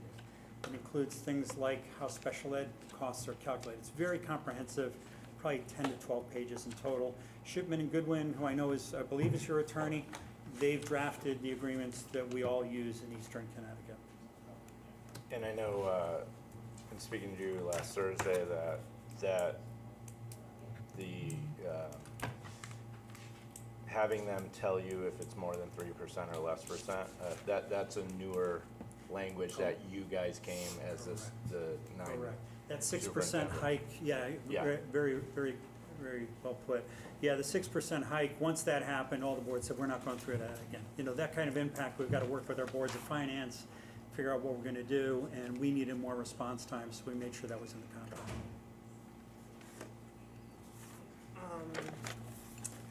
So I'm not sure if this is a question you can answer or not.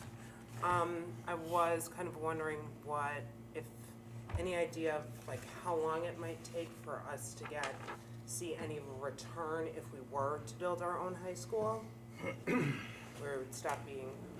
You would, building the high school would take you a couple of years. You know, going through the process, bonding, getting the money, getting the contractor, doing the bidding and all that. So you wouldn't break ground for a couple of years. Then it would take them a couple of years to build it.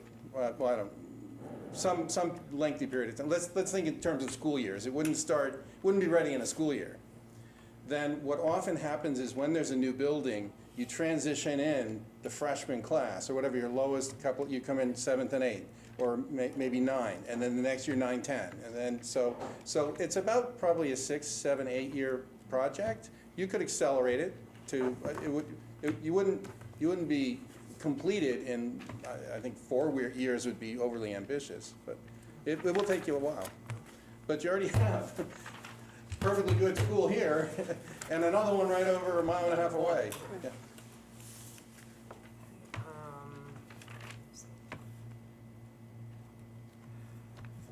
Now, there is currently that designation that was approved about a year ago. if we were to look to bring back 7th and 8th, like, did you look into that at all and see if there would be any legal ramifications to that? We did not look at that in detail.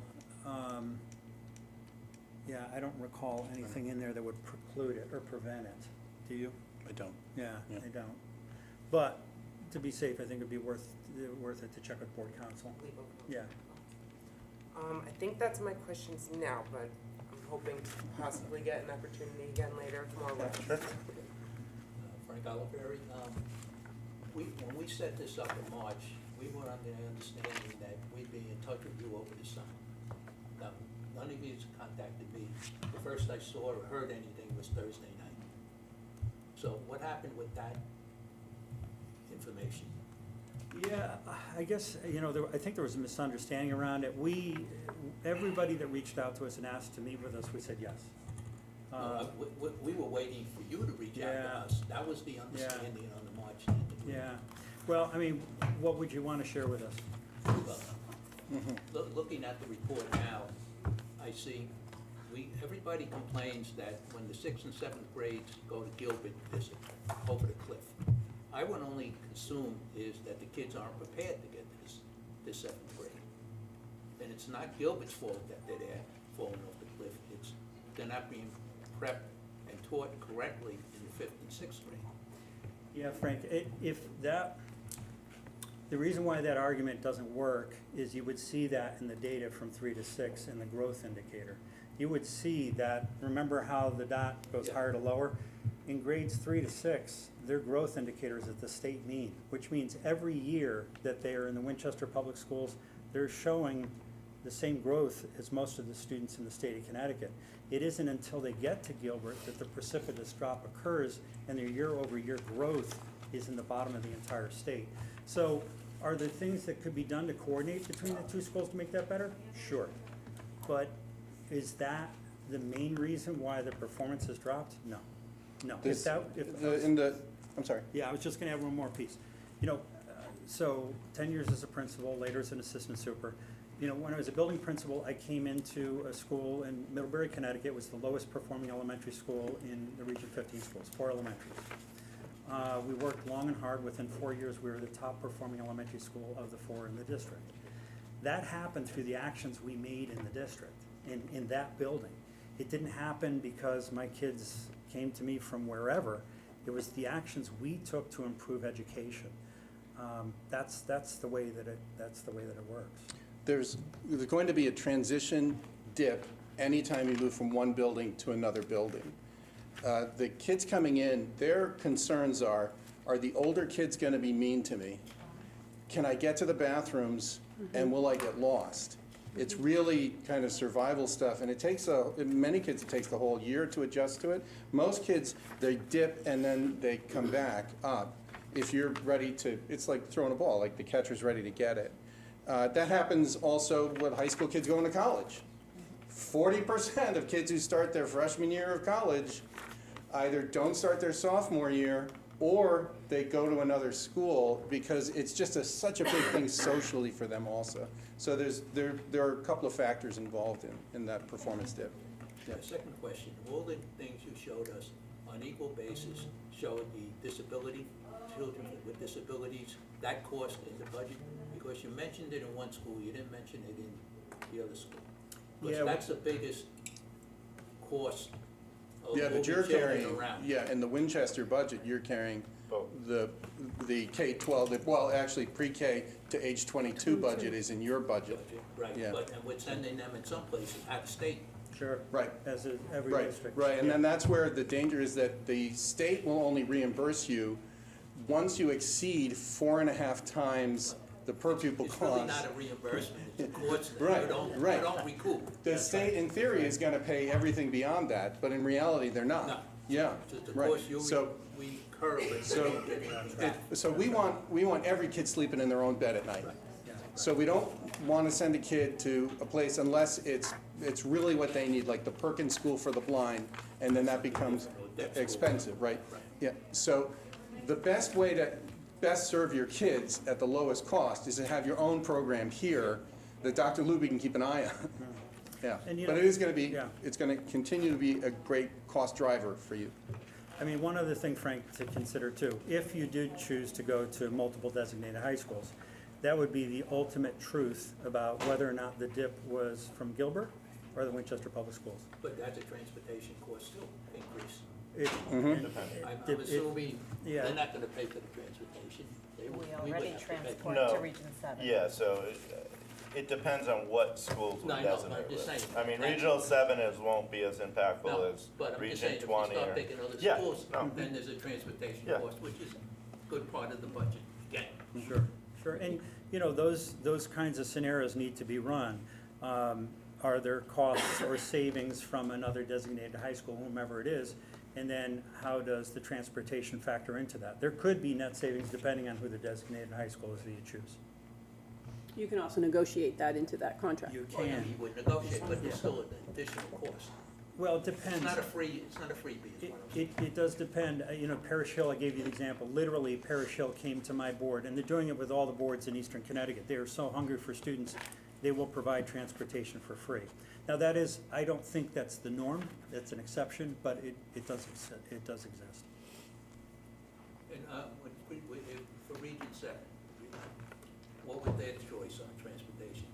They would cover it, or we would pay for that? I believe you're already sending kids to the VOAG program there, so it would just be, running your own bus system in your own town. It would be de minimis. So that'll be an increase though. Not necessarily, because we already go there. Yeah, but there'd be more students, more buses. So the bus holds 60 kids roughly. I'm making up that number, but We send how many now to Region 7? 30? about 30. Yeah, that sounds right. So that's negligible. And you have to remember too, is you're sending more students to one place, you're sending them less to another. True. So, you know, the runs Might will divert shift. one bus Yeah. from one to the other. Yeah, Thank you. yeah, you got it. Any other questions, Frank? You know, email us, call us, whatever. Yeah, and we are sorry about that Yeah. misunderstanding. We were, several of people contacted us directly, and then we were coordinating through. Just so, as a point of reference, in the introductory email that Julie had sent to the board, it did say that you guys would offer an opportunity to meet with you, once that you would send date, time, and platform information. The reasoning for that is so we don't create an unofficial meeting where we all want to hop on. But that was the expectation that was set back in the end of May. Gotcha. So I think that was where the confusion was. And yes, we all had the ability to reach out, but I think that was what the expectation was. Yeah, we apologize for that. We And do. there too, if at any point you want to contact us with any other information, my personal cell is with Julie, you can have it, any of you. Tom, I know would give the same, feel free to call and share. We'd be- And I'll be honest with you, I shared with Julie early on in the process, I don't think input from the board should have any, I didn't think the board should have any input in this part of the process, because really what we, I think getting information from the people you needed to get information from was more important than what our insights would be, because, everyone has a bias or an opinion on it. So I think, Right. for me, I didn't think any of us should be. But then, when the expectation was set and, it just, I think, And to your it point. upset the process. Yeah, Let's I put it that way. understand, yeah, we regret that. To your point, Kurt, I think one of the things too, please do not be afraid to challenge us on the report. We really tried to present things as objectively as possible. You notice every single slide has the citation from where the source was. If you find anything there that you feel that is slanted in any direction, challenge us on it. We're human beings, so we made every attempt to not do that, but if we inadvertently did that in some way, we want to make sure that it's right. So, no offense taken if there's anything you want to question or challenge. Perfect. So with that kind of on the table, did you meet with any of the board members? We did. And who were they? We met with Christine, we met with Eleanor, Tom met with Nora, I talked with Carol on the phone. Yeah, right. No, but just, The night before my birthday. Happy birthday. We're the same age, you figured out. I said, who is that? I said, it's Carol. It's all right, don't worry. And then Kurt and I Zoomed also. Yeah. Right. The nature of those conversations was, what do you think we need to know in order to do this job well for you? Yeah. And you know that our presentation is drawn from the publicly available data that the State Department of Education provides, that you provided at our request, or the town manager, or the school finance project, so, that's what's driving the data informed. And thank you for your presentation. I can tell there was some time spent. Another thing, I just pulled up one of the return on education investment performance versus cost. So every budget season, I think I've been through 3 budget seasons, not that many. I think I'm not even the most on this board. I think Nora takes that. So with a lot of experience with Sorry, Nora. budgets, a lot of budget process. So Nora, as well as everybody else on the board, knows that it can be a painful process. And every dollar is scrutinized, and half the people want taxes to be less, and half want as much funding for the students, and somewhere in between, there's some people that are in the middle. But I think it can be contentious at times. So I appreciate all your comments, right? Because you, as educators and as administrators, you fully understand what it's like to be with the student population. So I really appreciate you sharing that knowledge and the way you presented that. Some questions though, because for me, when I look at this, speaking to budgetary concerns, I look at the fiscal responsibility, right? So again, the education of the students should be paramount, but we have to be able to afford it as a town. So one of the things that you brought up as a possibility was designating another high school. And as a business owner, I fully believe in competition is a good thing. It makes you have to raise your level, right? If you don't have competition, you can just kind of float along. So I think that that is an apt point. With that, some costs are to be said. So the return on education investment, performance versus cost. You mentioned it kind of briefly, but before we take in special ed, 19,000 for Gilbert and change, and then 27,000 was, so again, is that the per pupil cost? And that is just general education, not including special So education? the 19 was Because that was presented as it was like regular education, Right, the 19, and correct me if my memory's off on this, 19,000 was without special education. Yeah, understood. Yeah, So yeah. endowed academy, regular ed per pupil Correct. cost, but how about for, and that was my question, is for Regional 7 at the 27,000, was that? That's where the devil's in the details. We talked directly with Steve. In that conversation, our belief was he was providing us a cost that was without special education, but on what he stated. But when we look up the cost for Region 7 online, it's very close to that number. Sure. So it's confusing to us, and I think through negotiations, that needs to be vetted to say, because not all designated high schools do it that way. Eastern Connecticut, that's the way we do it. Regular ed number, you charge actual costs for special ed. So, maybe he wants to do an all-inclusive number. Quite honestly, that's not such a bad thing for you guys. Sure. Yeah. Yeah, and then I think the other thing is, there was a roundabout way, I think in the past, that maybe wasn't the right channel, and I won't mention any names, but was presented to, I don't know if it was the superintendent or if it was the board, but that we go to their school, right? Would you accept our students? And again, you said upon a proposal, but they weren't exactly jumping for joy when they heard about receiving our students, unfortunately. We had heard that, Sure. and so that's a large part of the reason why we sat down with Steve and had the eye-to-eye conversation with him, Steve. Sure. And that, it was interesting, we lucked out. That day, he was meeting with his board that night. So we said, look, would you have the conversation with your board and see if they're open to having the conversation? Sure. We talked to him the next morning, after he talked with his board, which is on the public record, and they're open to the conversation. Yeah, So Okay. my belief is things have changed. got it. Their That's enrollment's, fair. Yeah, yeah. enrollment's going down too? Sure. I'm sure Yeah, that's part of it. And their mission is to be the regional high school for, sure. all the towns around you, obviously your own town, the one in which the building is, yeah. So we thought we would like to have further conversations between the Region 7 board and your board. Yeah. Yeah.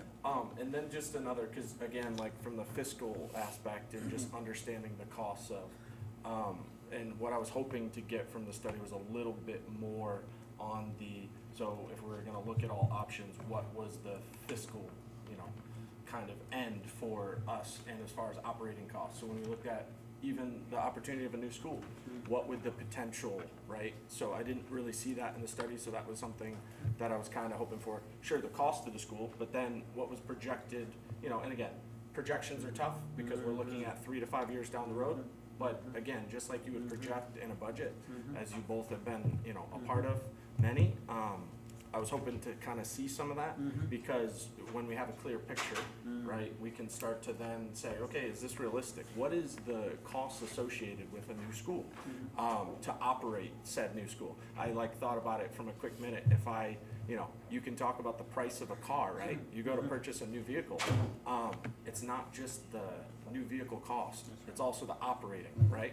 It may cost, you get performance brakes on that, and now all of a sudden you have a $5,000 set of brakes you have to pay for it, as opposed to, an economy car that doesn't. And it's So really, again, it's a poor really, analogy, really good but- point, Shane. Some of the variables here were very hard for us to disaggregate. Sure. And I'm not trying to scapegoat it, but, in a K-12 district, this kind of project, you're shifting staff. Sure. So there's really not a cost per se, Got it. right? Because, if you'd be moving, let's say tomorrow, Gilbert School wanted to be part of the K-12. Well, okay, there's your new school and the staff is part of this. There's no shift, there's no change. Sure. So if you built a new high school, you'd be shifting students from the Gilbert School.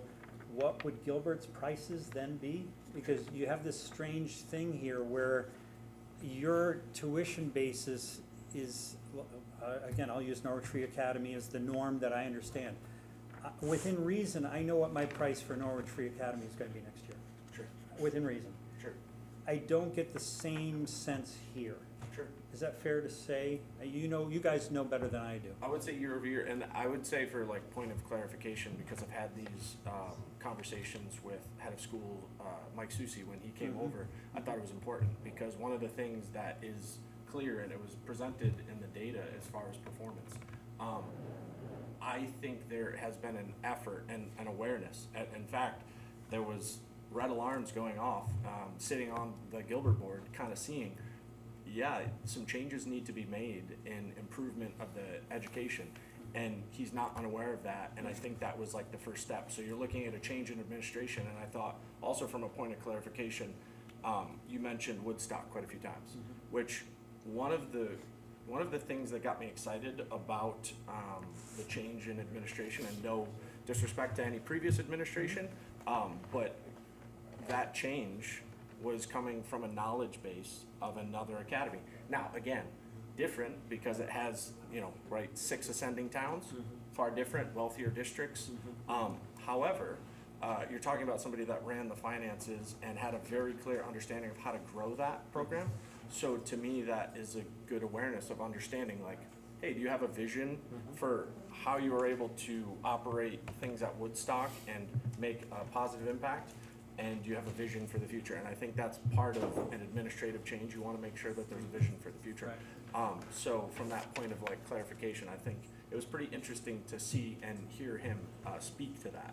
Good. Wanting having other ascending towns. I don't think he, from their administration doesn't want us to be the only ones, because like you said, as a vendor, if you have one to pick from, if something happens, then Right. of course that puts a tremendous strain. And we did come away in that meeting from, clear sense, that's something they wanted to build on, Yeah. the number of times. So, but I appreciate the study, and thanks for answering Thank the you. questions. Appreciate it. Okay, I'm gonna move on to Nora.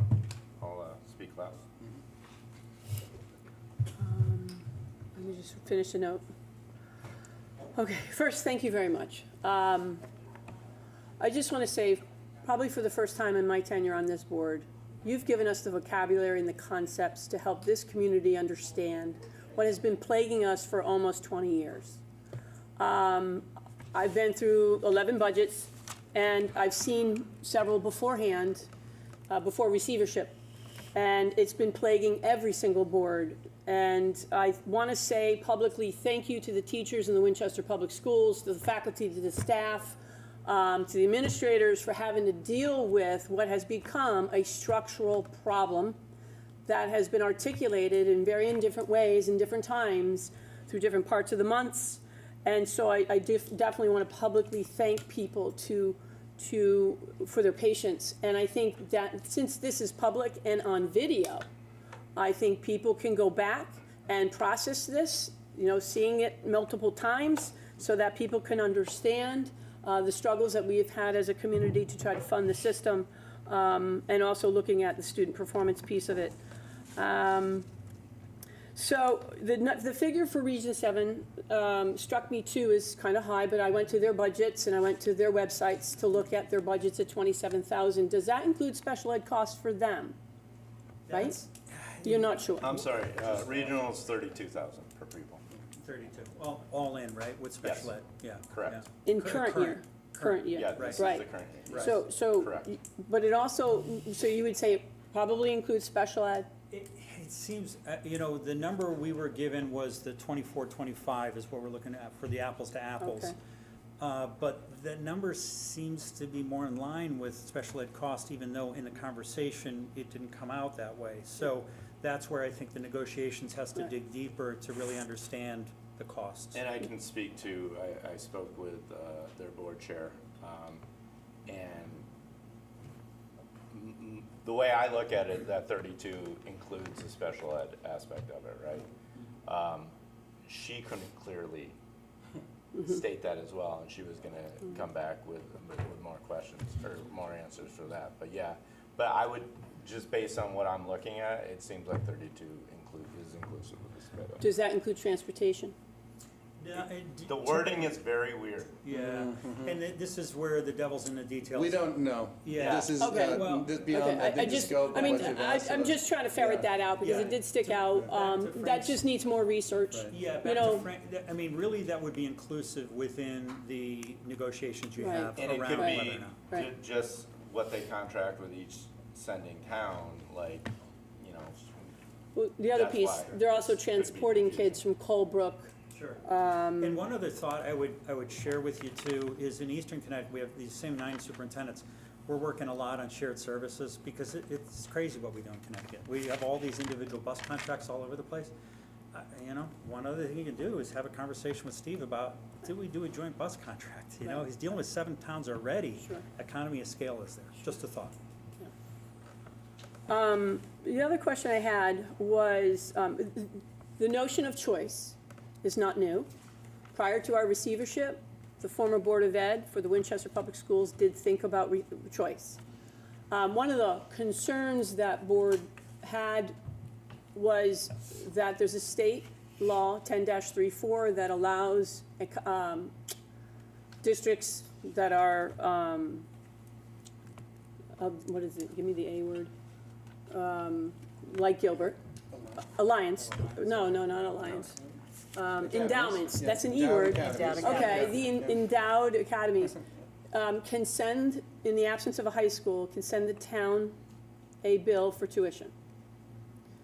One of the concerns prior boards have had on the matter of choice was that if Gilbert were to, of course, be included in the choice, what's to stop Gilbert from giving the Winchester a bill that's very expensive?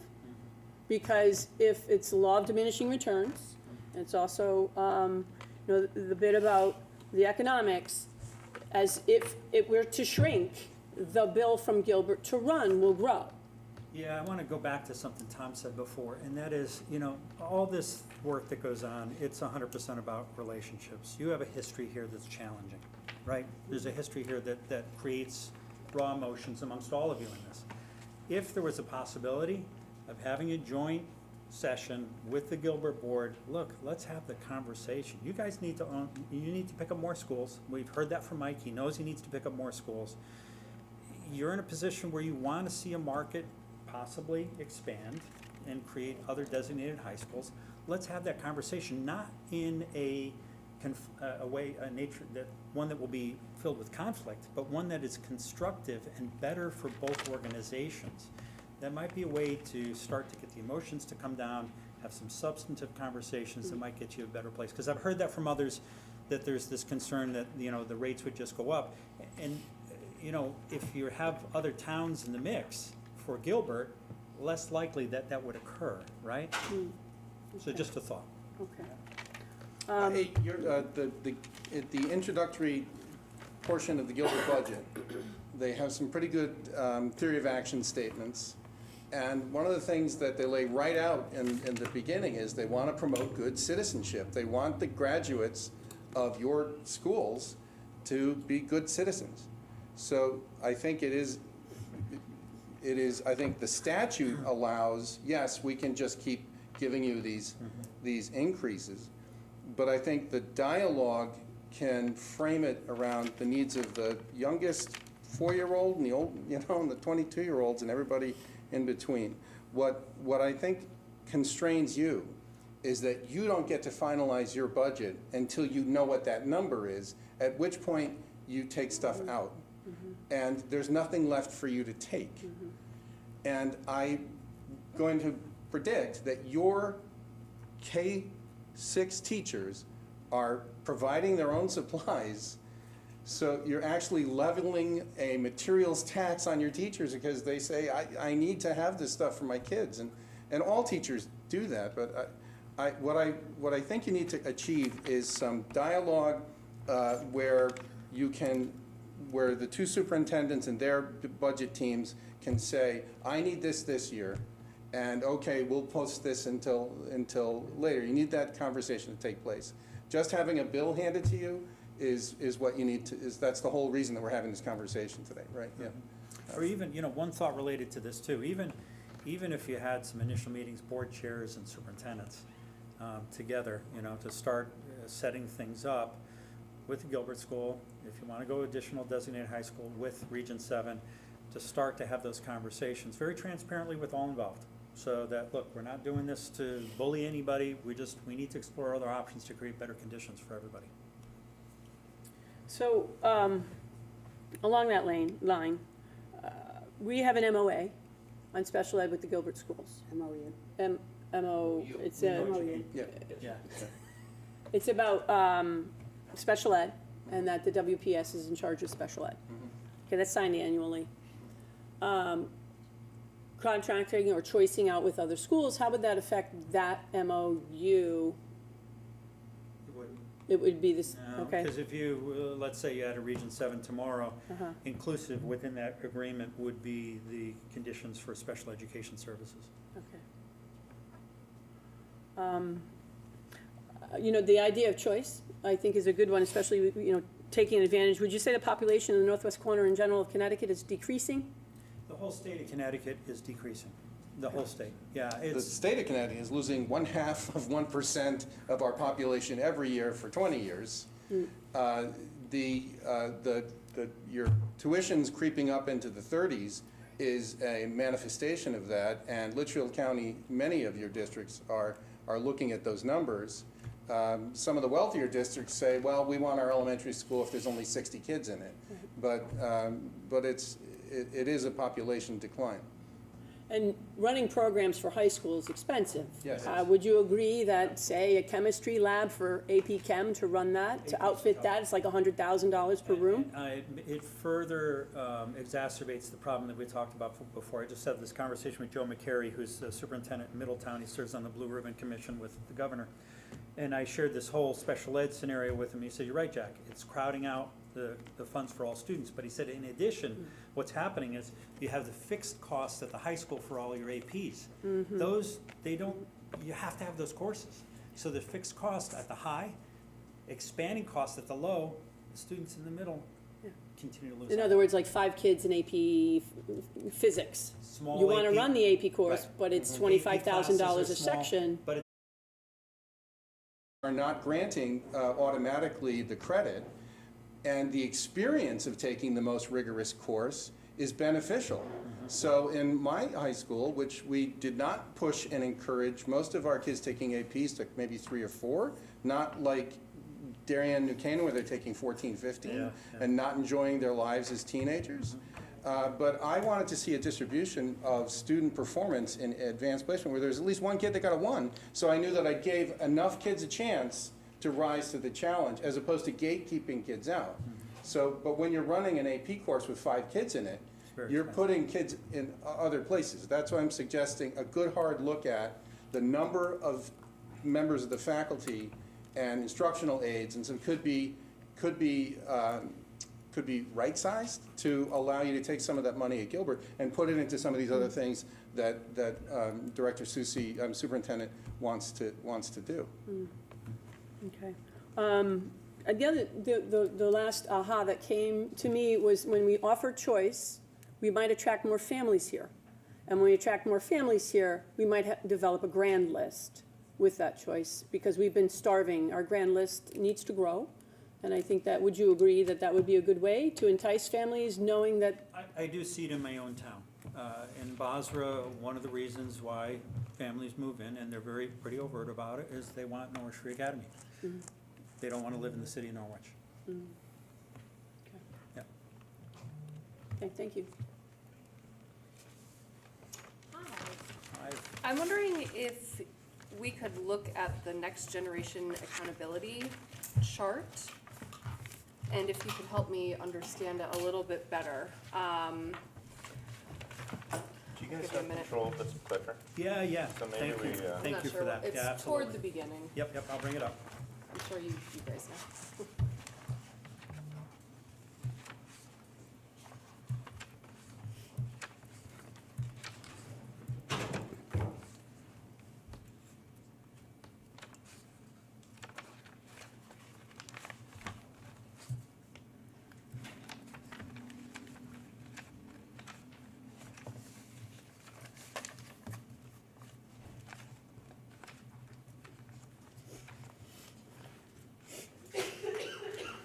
That one?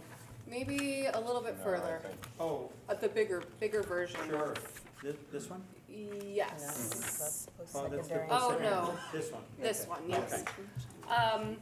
So this is an indication of how well students are prepared for real life, correct? So, I no, think that's the secondary, the readiness one is. okay. Then could you please re-explain what this is? Okay, the state looks at 12 aspects or measurements. Go to the hard-to-read slide of, That one? yeah. Yeah. Which, what they do is they've looked at your performance over time, and they establish a target for growth. Can you get this greater percentage of kids in these different areas? And you can see it's ELA, math, science, physical education. It includes chronic absenteeism and other indicators that if things are going really well, you're going to get a high number. So the state says, well, you've got X percent of your kids who are chronically absent. We want you to work on figuring out how to help them not be absent. And then there's the measurements of academic performance. That all gets put together into those numbers as an overarching way of checking your health. Yeah. Okay, and then looking at the side-by-side, so the first column is the Department of Education, so is that, That's the state of Connecticut's average. so that's the that it? state's Yeah, average? yeah, right, yeah. And then, is it in percentages? Yeah. Yeah, So if okay. you see, the target is that they're trying to get, that they want, is score of 85%, 85, yeah. right? And Yeah. so then it's how proximate are you to that percentage, right? So it's, you calculate all that together, and they say in the year 24-25, the Gilbert School had 60.8% of the kids at or above that target. Yeah. Okay, okay. The, sorry, it's your time. No. The Ellie, I- 57.4, do you want to talk about that? Yeah, I'm just gonna remind the board, you know this, that the first lower number, what is that, 57.4 for Winchester Public? Yeah. That's the year before I arrived, but that was the year that the PE scores were misreported. You know, it all goes in like upload. The whole system. Nothing to do with COVID, it was just, they changed the way you report PE scores, ours were not done properly. And the more recent number, the 64.6, reflects the chronic absenteeism numbers. that you'll recall, we have since corrected. We were reporting something like 25% chronic absenteeism. It turned out to be that early dismissals had been miscoded in Power School as absences. Okay. So these are not, those are data errors, not necessarily dips. okay, And the Okay. state doesn't allow you after the portal's closed Right. to adjust, right, so. right. Does, in case the public wants to know, this is available prior to 2018-19. Oh, yes. So the public can look at accountability scores for Winchester, Gilbert, and the Department of Ed average. Right, it's Yeah, all so on the the- ed site. The Ed site, the Connecticut State Department of Education runs Ed site, SIGHT.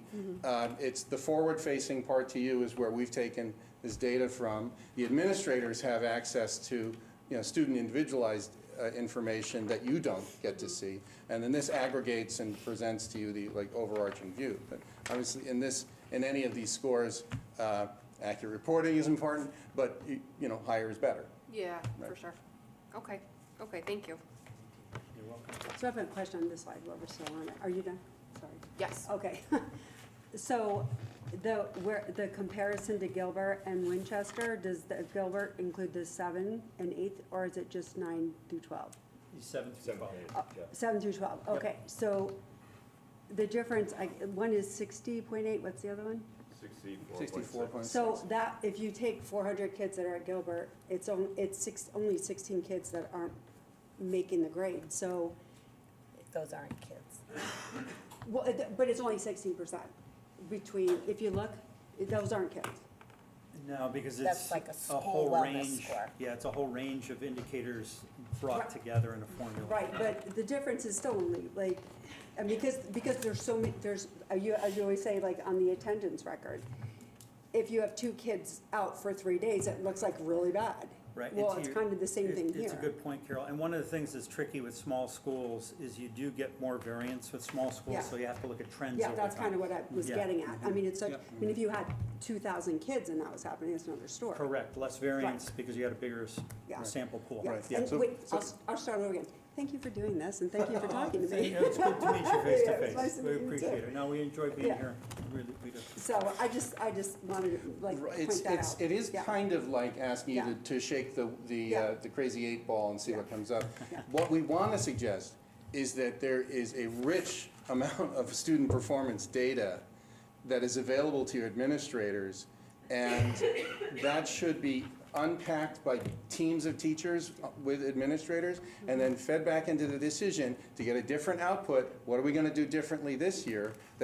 How are we going to change our curriculum, our presentation structures, our class size, our methodology, or all those things, so that it's too often this turns into the gotcha. Oh, look, gotcha, you got a low percent. It's supposed to be medically diagnostic, Yeah. like you're running a temperature. What do we do to get your temperature down? So that's why we wanted to just tease a little bit with how much you can see on the public-facing side of things. Yeah, There's also SAT scores and AP scores that you could look at as well. right, Correct. right. And your AP data, they come back and they go, here's the number of kids who did 4, 3, 2, 1. But the College Board sends you a huge amount of information about that you should backwards map into each of those disciplines. What's happening in chemistry that we can analyze and then change what's happening in general science, biology, and all those that data should flow all the way up and down. Right now, it seems to me you've got a kind of a brick wall in your data sets. So first of all, when you are running an academy and you bring in schools, do you ever bring in a town, do you ever bring in a town without a contract? We do have, so prior to my getting to Bosra, there was a school brought in without a contract. It does exist. I don't like it, my board doesn't like it, my current board doesn't like it. So we're fixing that, and the one I was working on today is renewal of a contract. But yeah, we have one other one. But you have contracts, We have, for 3 out of the 4, we have contracts. and working on the 4th. And working on the 4th. Okay, Yeah, so yeah. we don't have a contract. No, I know you don't, yeah, and And when was the last time we had a contract with Gilbert? So we have we have nothing, we have nothing to fall back on, as you know, with contracts, because I do them every day. Sure. If something happens, you go, okay, That's here's right. what it says in the That's right. contract. Right? You're right. And we don't have that, we don't have any agreements, we don't have any agreements of what we pay for, what we don't pay for, what they can We have a charge us for, what they designation. We can't. don't have a contract. Exactly. There is no contract, and we do have a 10-year MOU as designated in our high school. I don't know what effect that has.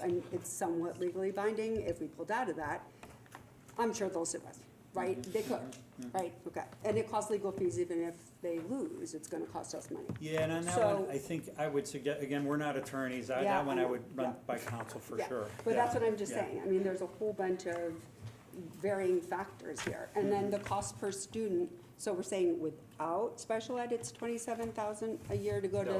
it is with Gilbert. It's No, 27. I'm saying with Region 7. 32,000 This year. with special ed. Well, This so if year. you back that out, maybe it's around 27? Or whatever. I don't know. It's gonna cost us way more than Do Gilbert. some I, actuarial. I don't think you're gonna know for sure until you start to negotiate. And you know, if the negotiation doesn't work, Don't do it, yeah, don't do it. yeah? Yeah. And consider, are there other high schools that Yeah. you could be in relationship with? And then on the bond, so I'm just throwing it up to 70,000 because you didn't have the architectural person overseeing it. You didn't have the contract manager for the construction in those costs that you presented. No, we think those are, Was that Yeah, including the Those were construction manager? comprehensive. I couldn't tell you for sure if Madison and North Branford use construction managers. It's fairly common, but I couldn't tell you in that level of So I detail. rounded it up to 70, just for House. Sure, sure.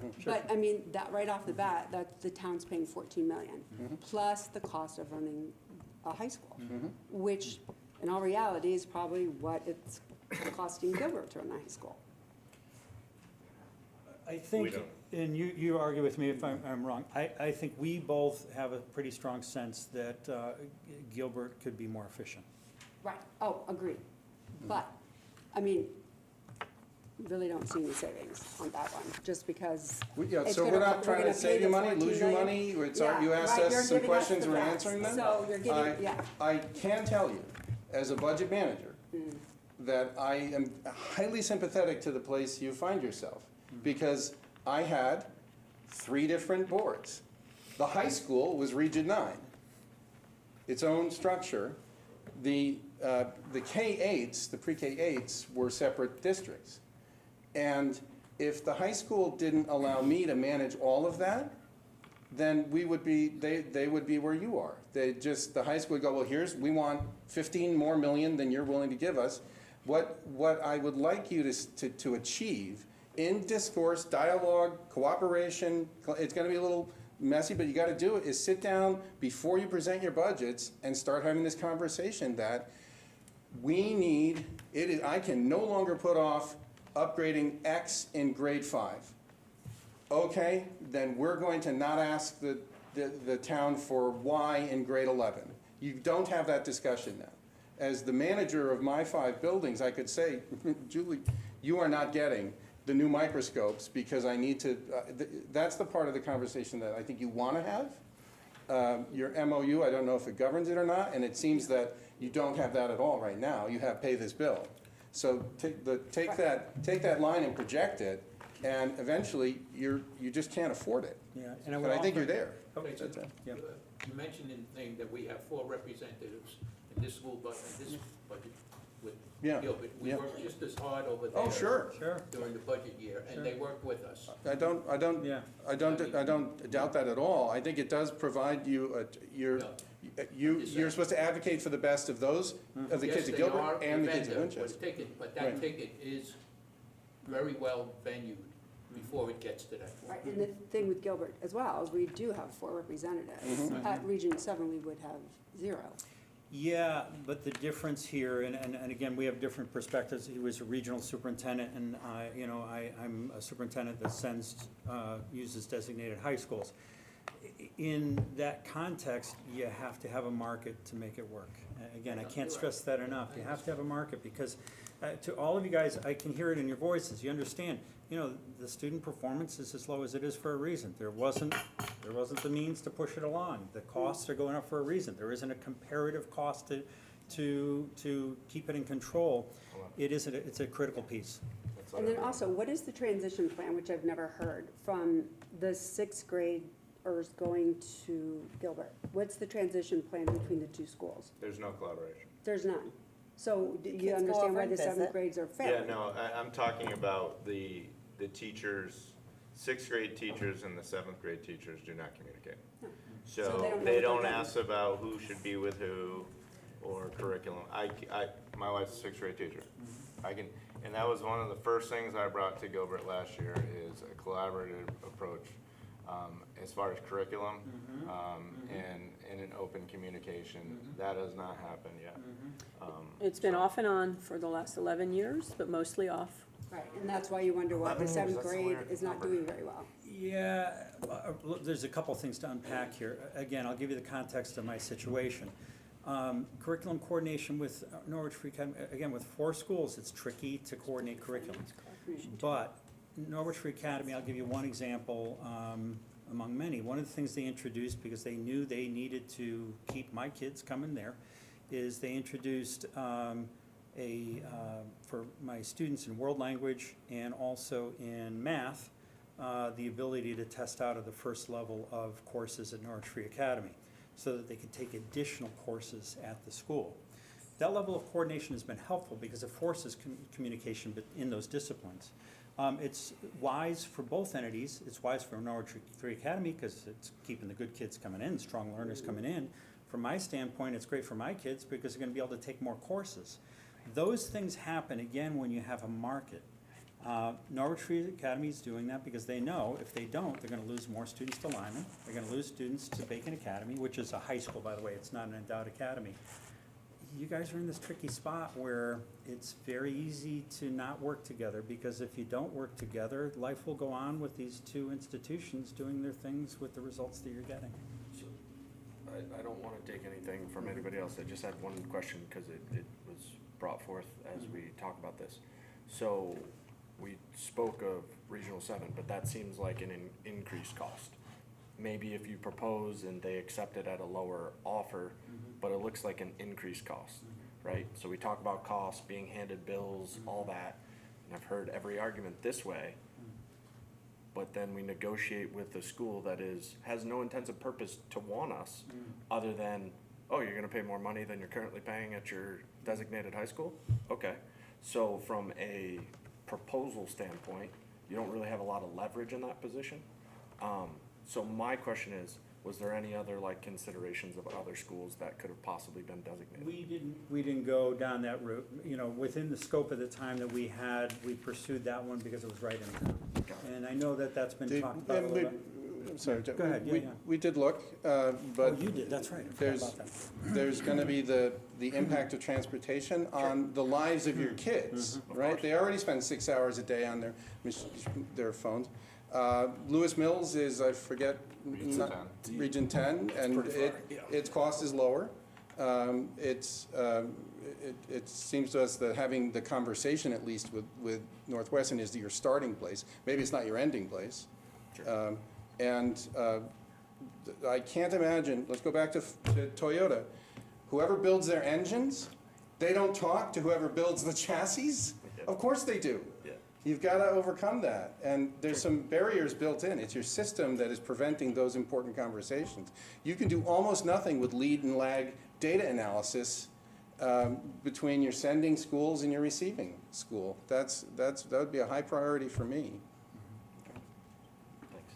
Carol, you good? I just want to put out one more thing. Actually, I know we talked about this as well. It's that there is no law on endowed academies taking over elementary schools. It's silent. There isn't one. However, there is a process that they could do that. The NEAS accreditation? I They think could that's what the apply for wording and was. receive public elementary school under Connecticut general statutes. It applies to endowed academies and meet all the requirements for elementary accreditation, curriculum, staffing, and funding, and potentially seek separate or local board approval, as the high school approval does not automatically grant elementary school authority. I think a letter that you had from the lawyer stated that they don't currently have the accreditation to take over. But does that mean they can't get that accredited. Well, the other I think piece you that's have the too question. is, I mean, from what Mike and Holly communicated to us, there was. No, that's not wasn't true. They didn't have it yet. They said they had to bring it to their board. So that's what they said. They said they had to bring it to the board. At this point, they don't have the capability, right? They don't. They'd have to get the accreditation and get approved by the board. Okay, that's not what I heard. The conversation we had was, as you're talking about, Shane, that they want to focus on improving student performance. I'm saying use evidence-based budgeting to do that. That they have a whole culture of being a high school, and to build that out I don't know that the state would allow you to turn over entirely your duty of public education to a private entity. But if they would, you're talking about a longer span of time than building your own building. It would take quite a lot of time. I think of the contracts. I can speak personally that one of their ex-heads of school, who I had spoken with years and years ago, it's over 15 years, that was his want, to take over the whole district. There's a reason he's no longer a head of schools, but I'm just saying, like, there was a want for it. Whether there was a means to do it, I don't know. So I but guess yeah. we're looking at your K-6 program is performing pretty well. Yeah, You got I good know. people I there. don't You've see got- a need. you've I got- don't. Yeah. You've got Performance is cost good. efficiencies in the I cost of never your thought administrators. option one was With that. a viable So, scenario. right. But we're also an agent of the state of Connecticut, Right. so it can't be dissolved because a vendor wants to take us over.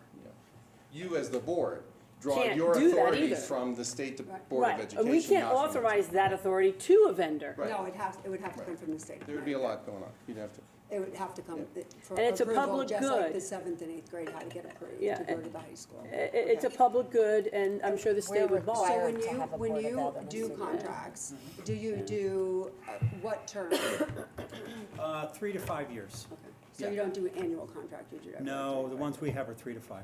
With Yeah. inflation too, you'd And that's what I'm probably. saying, like, that, I Well, think our big, like, yeah. here's from the state of Connecticut, I'll bring it up again. Yeah, yeah. Like, they did a report and they're like, do a contract. Yeah. Here's samples, The one get thing, one done. Yeah, the one thing I would say from the commissioner's letter is, you know, the level of understanding from that entity is not the same as the practitioners who are doing it. Okay, so this person who wrote this actually was running the schools under receivership.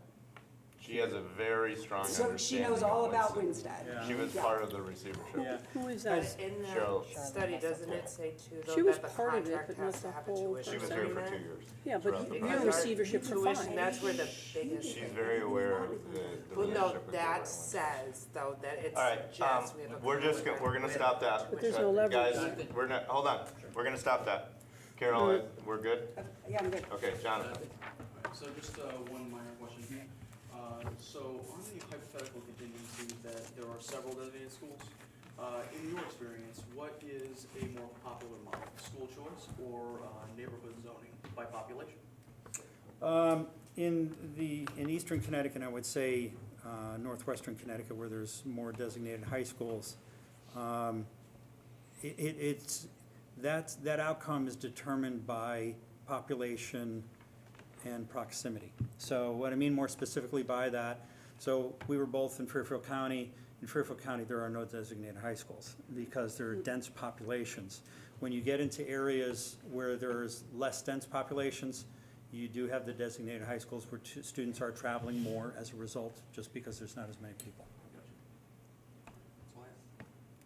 Let me just come back to one thing about regional, I'm here 6 years. Am I getting a chance to speak at some Oh, point? I'm sorry. Go ahead. No, go ahead. No, go ahead.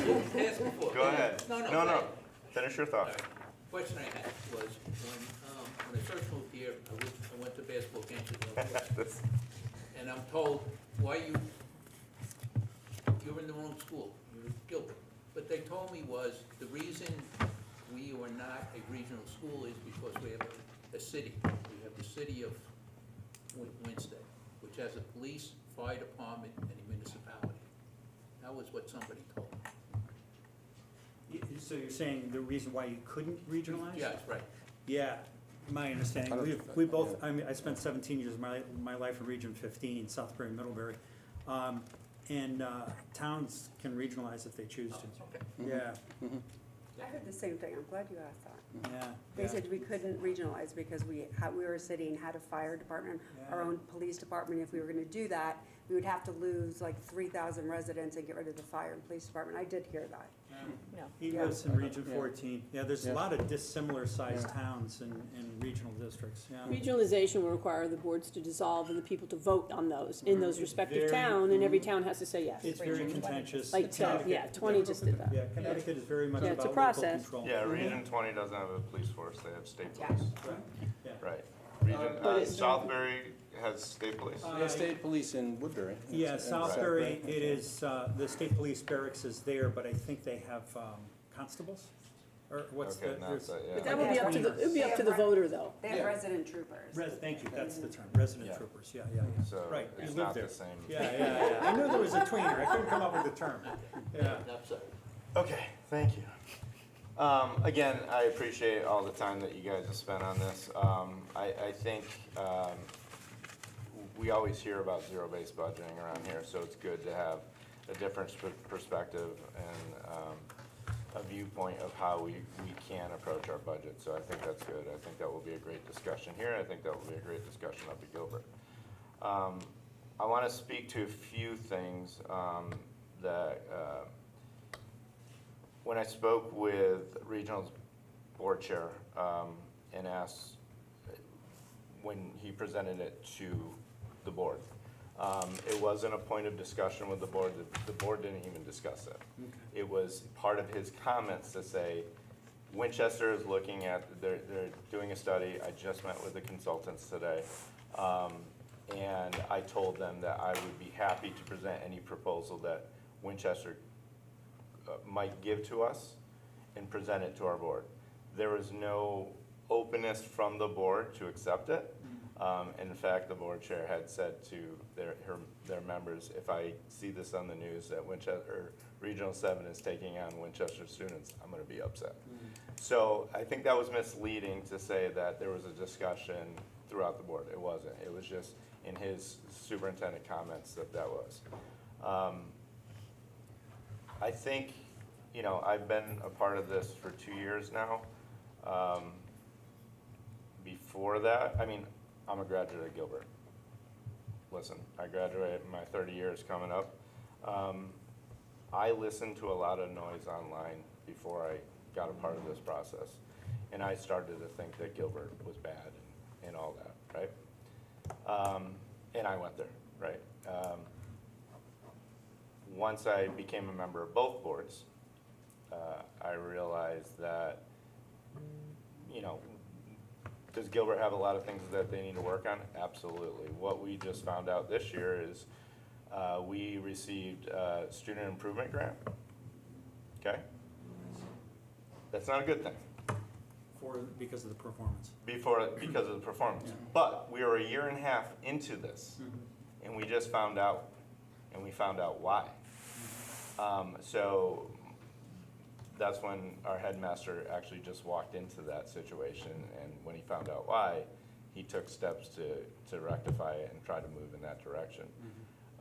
So Gilbert has a lot of work to do, both on the corporation side and as well as the trust and the reorganization of the trust. Gilbert didn't do a good job on the endowment side. Taking advantage of being an endowed academy and getting revenue streams outside of a school budget. Woodstock does an amazing job of that. I'm sure Norwich Free does an amazing job of that. That helps offset the cost of tuition, right? So you can provide programs to your students at a discounted rate. So Gilbert, for years and years, have not done it. They restructured it, and now the head of school is taking over both entities, which Gilbert has done in the past. They went away from it for whatever reason. The other restructuring they did, we did lose a assistant principal this year, and instead of getting another assistant principal, they got a curriculum director, okay? So one administrator, the responsibility of one administrator changed, okay? I think that will have a huge impact on the education process of Gilbert. The other thing is, and please raise your hand. How many of you, since head of school Susie has come to Gilbert, how many of you have sat down or met with him on this board? Okay, the 4 members of the board that's on the Gilbert board. You As I sat said, down and met with him? I've seen him in the hallways. Have you I've set up talked a to him out in meeting the to hallway. discuss his vision of I- Gilbert and what I he did the sit with- potential of how it will benefit our students? I sat with an individual who is working for the trust for community engagement. Have you sat down with? No, Okay, I advise every one of the members that haven't done so to do so, okay? Until you learn, you can have assumptions of what Gilbert is, until you can sit down, until you can see his vision, that's an important thing. There has, especially during budget season, there's huge us versus them, okay? And whether that's created by our Board of Selectmen or whether it's created by us, I don't know. But it's always a constant battle. The last 2 years that I've been on the board, I made it my job and responsibility to try to get these entities together. And it's hard, especially when it's, well, you're not giving us this, we're not, you can't get, it's been very hard. And you would think it would be easy, we have a new head of schools, we have a new superintendent, that it would be an easy kind of starting point, okay? But I feel like the past dictates what goes on, and I was hoping this would help ease the strain of that. I think it's complicated a little bit more. I'm still gonna work very hard to get the entities together, because Gilbert is a vendor, but it's been a part of our community for 130 years. Sure. I know everyone says, and I'll speak to this on 2 levels, everyone says we have to write a blank check to Gilbert, right? Gilbert's been a part of this community. They're not just gonna say, we don't care about you guys, we care about building our programs and do it. That's nonsense. But when we talk, the 2 biggest complaints I think people had in this community was Gilbert costs too much and we don't have any representation. I've heard that a lot from members of this board. So when we talk about designation, we can look, I think Litchfield, before it became part of Region 20, was an alternative to students in town. No parent took it, and I'm assuming it was the distance. So that was at one point available in this town. But when we talk about costs and no representation or little representation, Gilbert seems to be the less expensive option right now. And we have representation that we wouldn't have with other designations. So we have to look at that as well. Because if the whole argument was cost too much and we have no representation, and we're looking at options that are more expensive with no representation, then was that really your argument the whole time? The other thing I want to look at, and we can look at data all the time, and we can look at comparing towns and students, that only paints a small portion of the picture. We talked about ECS and the ECS formula, how skewed it is. Representative Case said the other day, part of Winston's problem, part of what we've been fighting with the state about is we have a lot of haves and a lot of have-nots. And that median makes us look like we're in the middle of the pack. But the haves don't have a lot of kids in the school system, right? And the have-nots, there's a big demographic of that. So then we talk about social economics. High needs percentage of students. What does that mean? What is a high needs percent? That takes into account students with disability, ELL, or student eligible for free and reduced lunch. This data was from 25-26. Gilbert, 62.89%. Regional 7, 43.55%. So we're talking about, you know, we're trying to compare scores and all that, but we're not comparing the students and the demographic, okay? So I think we have to be very careful about the data that we throw out there without having the whole picture presented. Because the people that walk out of here after your presentation can't hear those numbers or that data. So we have to be very careful about how we present it. So the type of student is different than the type of student that lives in New Hartford or Barkhamsted or the surrounding towns. I think that's what we also have to consider. It has nothing to do with the teachers. Our teachers, K through 6, are rock stars. For them to do what they do, and I'm not just saying that because my wife is one of them, but for them to do what they do, it's amazing. And I tell them as much as I can when I can. But, you know, we have to be careful about comparing, because it's apples to oranges, not apples to apples. Yeah, just to clarify too, Kurt, you know, and I agree with you, I mean, the outcomes for your teachers are very clear. I mean, Yeah. those are strong outcomes. The comparison amongst the 3 academies with the Angelic was done to equalize the very thing that you're mentioning, you know, for that purpose, to ensure that we're looking at like means. You know, Norwich Free Academy and the Gilbert School, in terms of those things you just presented, are very similar, very similar. You know, the region. They're not in our DIRG though. And, you know, but the state has abandoned the DIRGs. Yeah. I mean, if you look at the DIRGs, they're so old, there's so much, I started to look at the DIRGs where I am, they're so out of whack, they're irrelevant. Part of the reason why that scatter plot was used is because if you do it with the DIRG, the relevance of it is gone, because it was from the 90s. If you do the entire state of Connecticut, it's full transparency, you see all information. With Region 7 introduced at the end and outcomes, yeah, are there socioeconomic impacts getting there? Sure. But the other piece of it too is there's some good things going on there too. You get a blue ribbon status, it's for things that you've done that are worthy of attaining that outcome.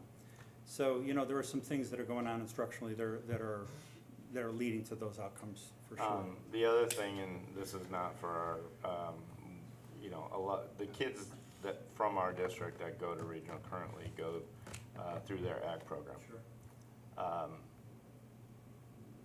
I would say the majority of those kids are going under the guise of the ag program to go to regional. Okay. If we were to designate them, those kids will just be normal ed kids, and that could hurt, because I think with ag programs, you have to have a certain percentage of kids in the program for it to stay operational. So eliminate, and I think Winston is probably their biggest out of district population of students in that program. So we eliminate a lot of those kids. Sure. But that has nothing to do with us. Yeah, that's- How many kids That has nothing to do with How many us. kids go there right now? We 30. said 30-something. 30? Yeah. And tuition follows them.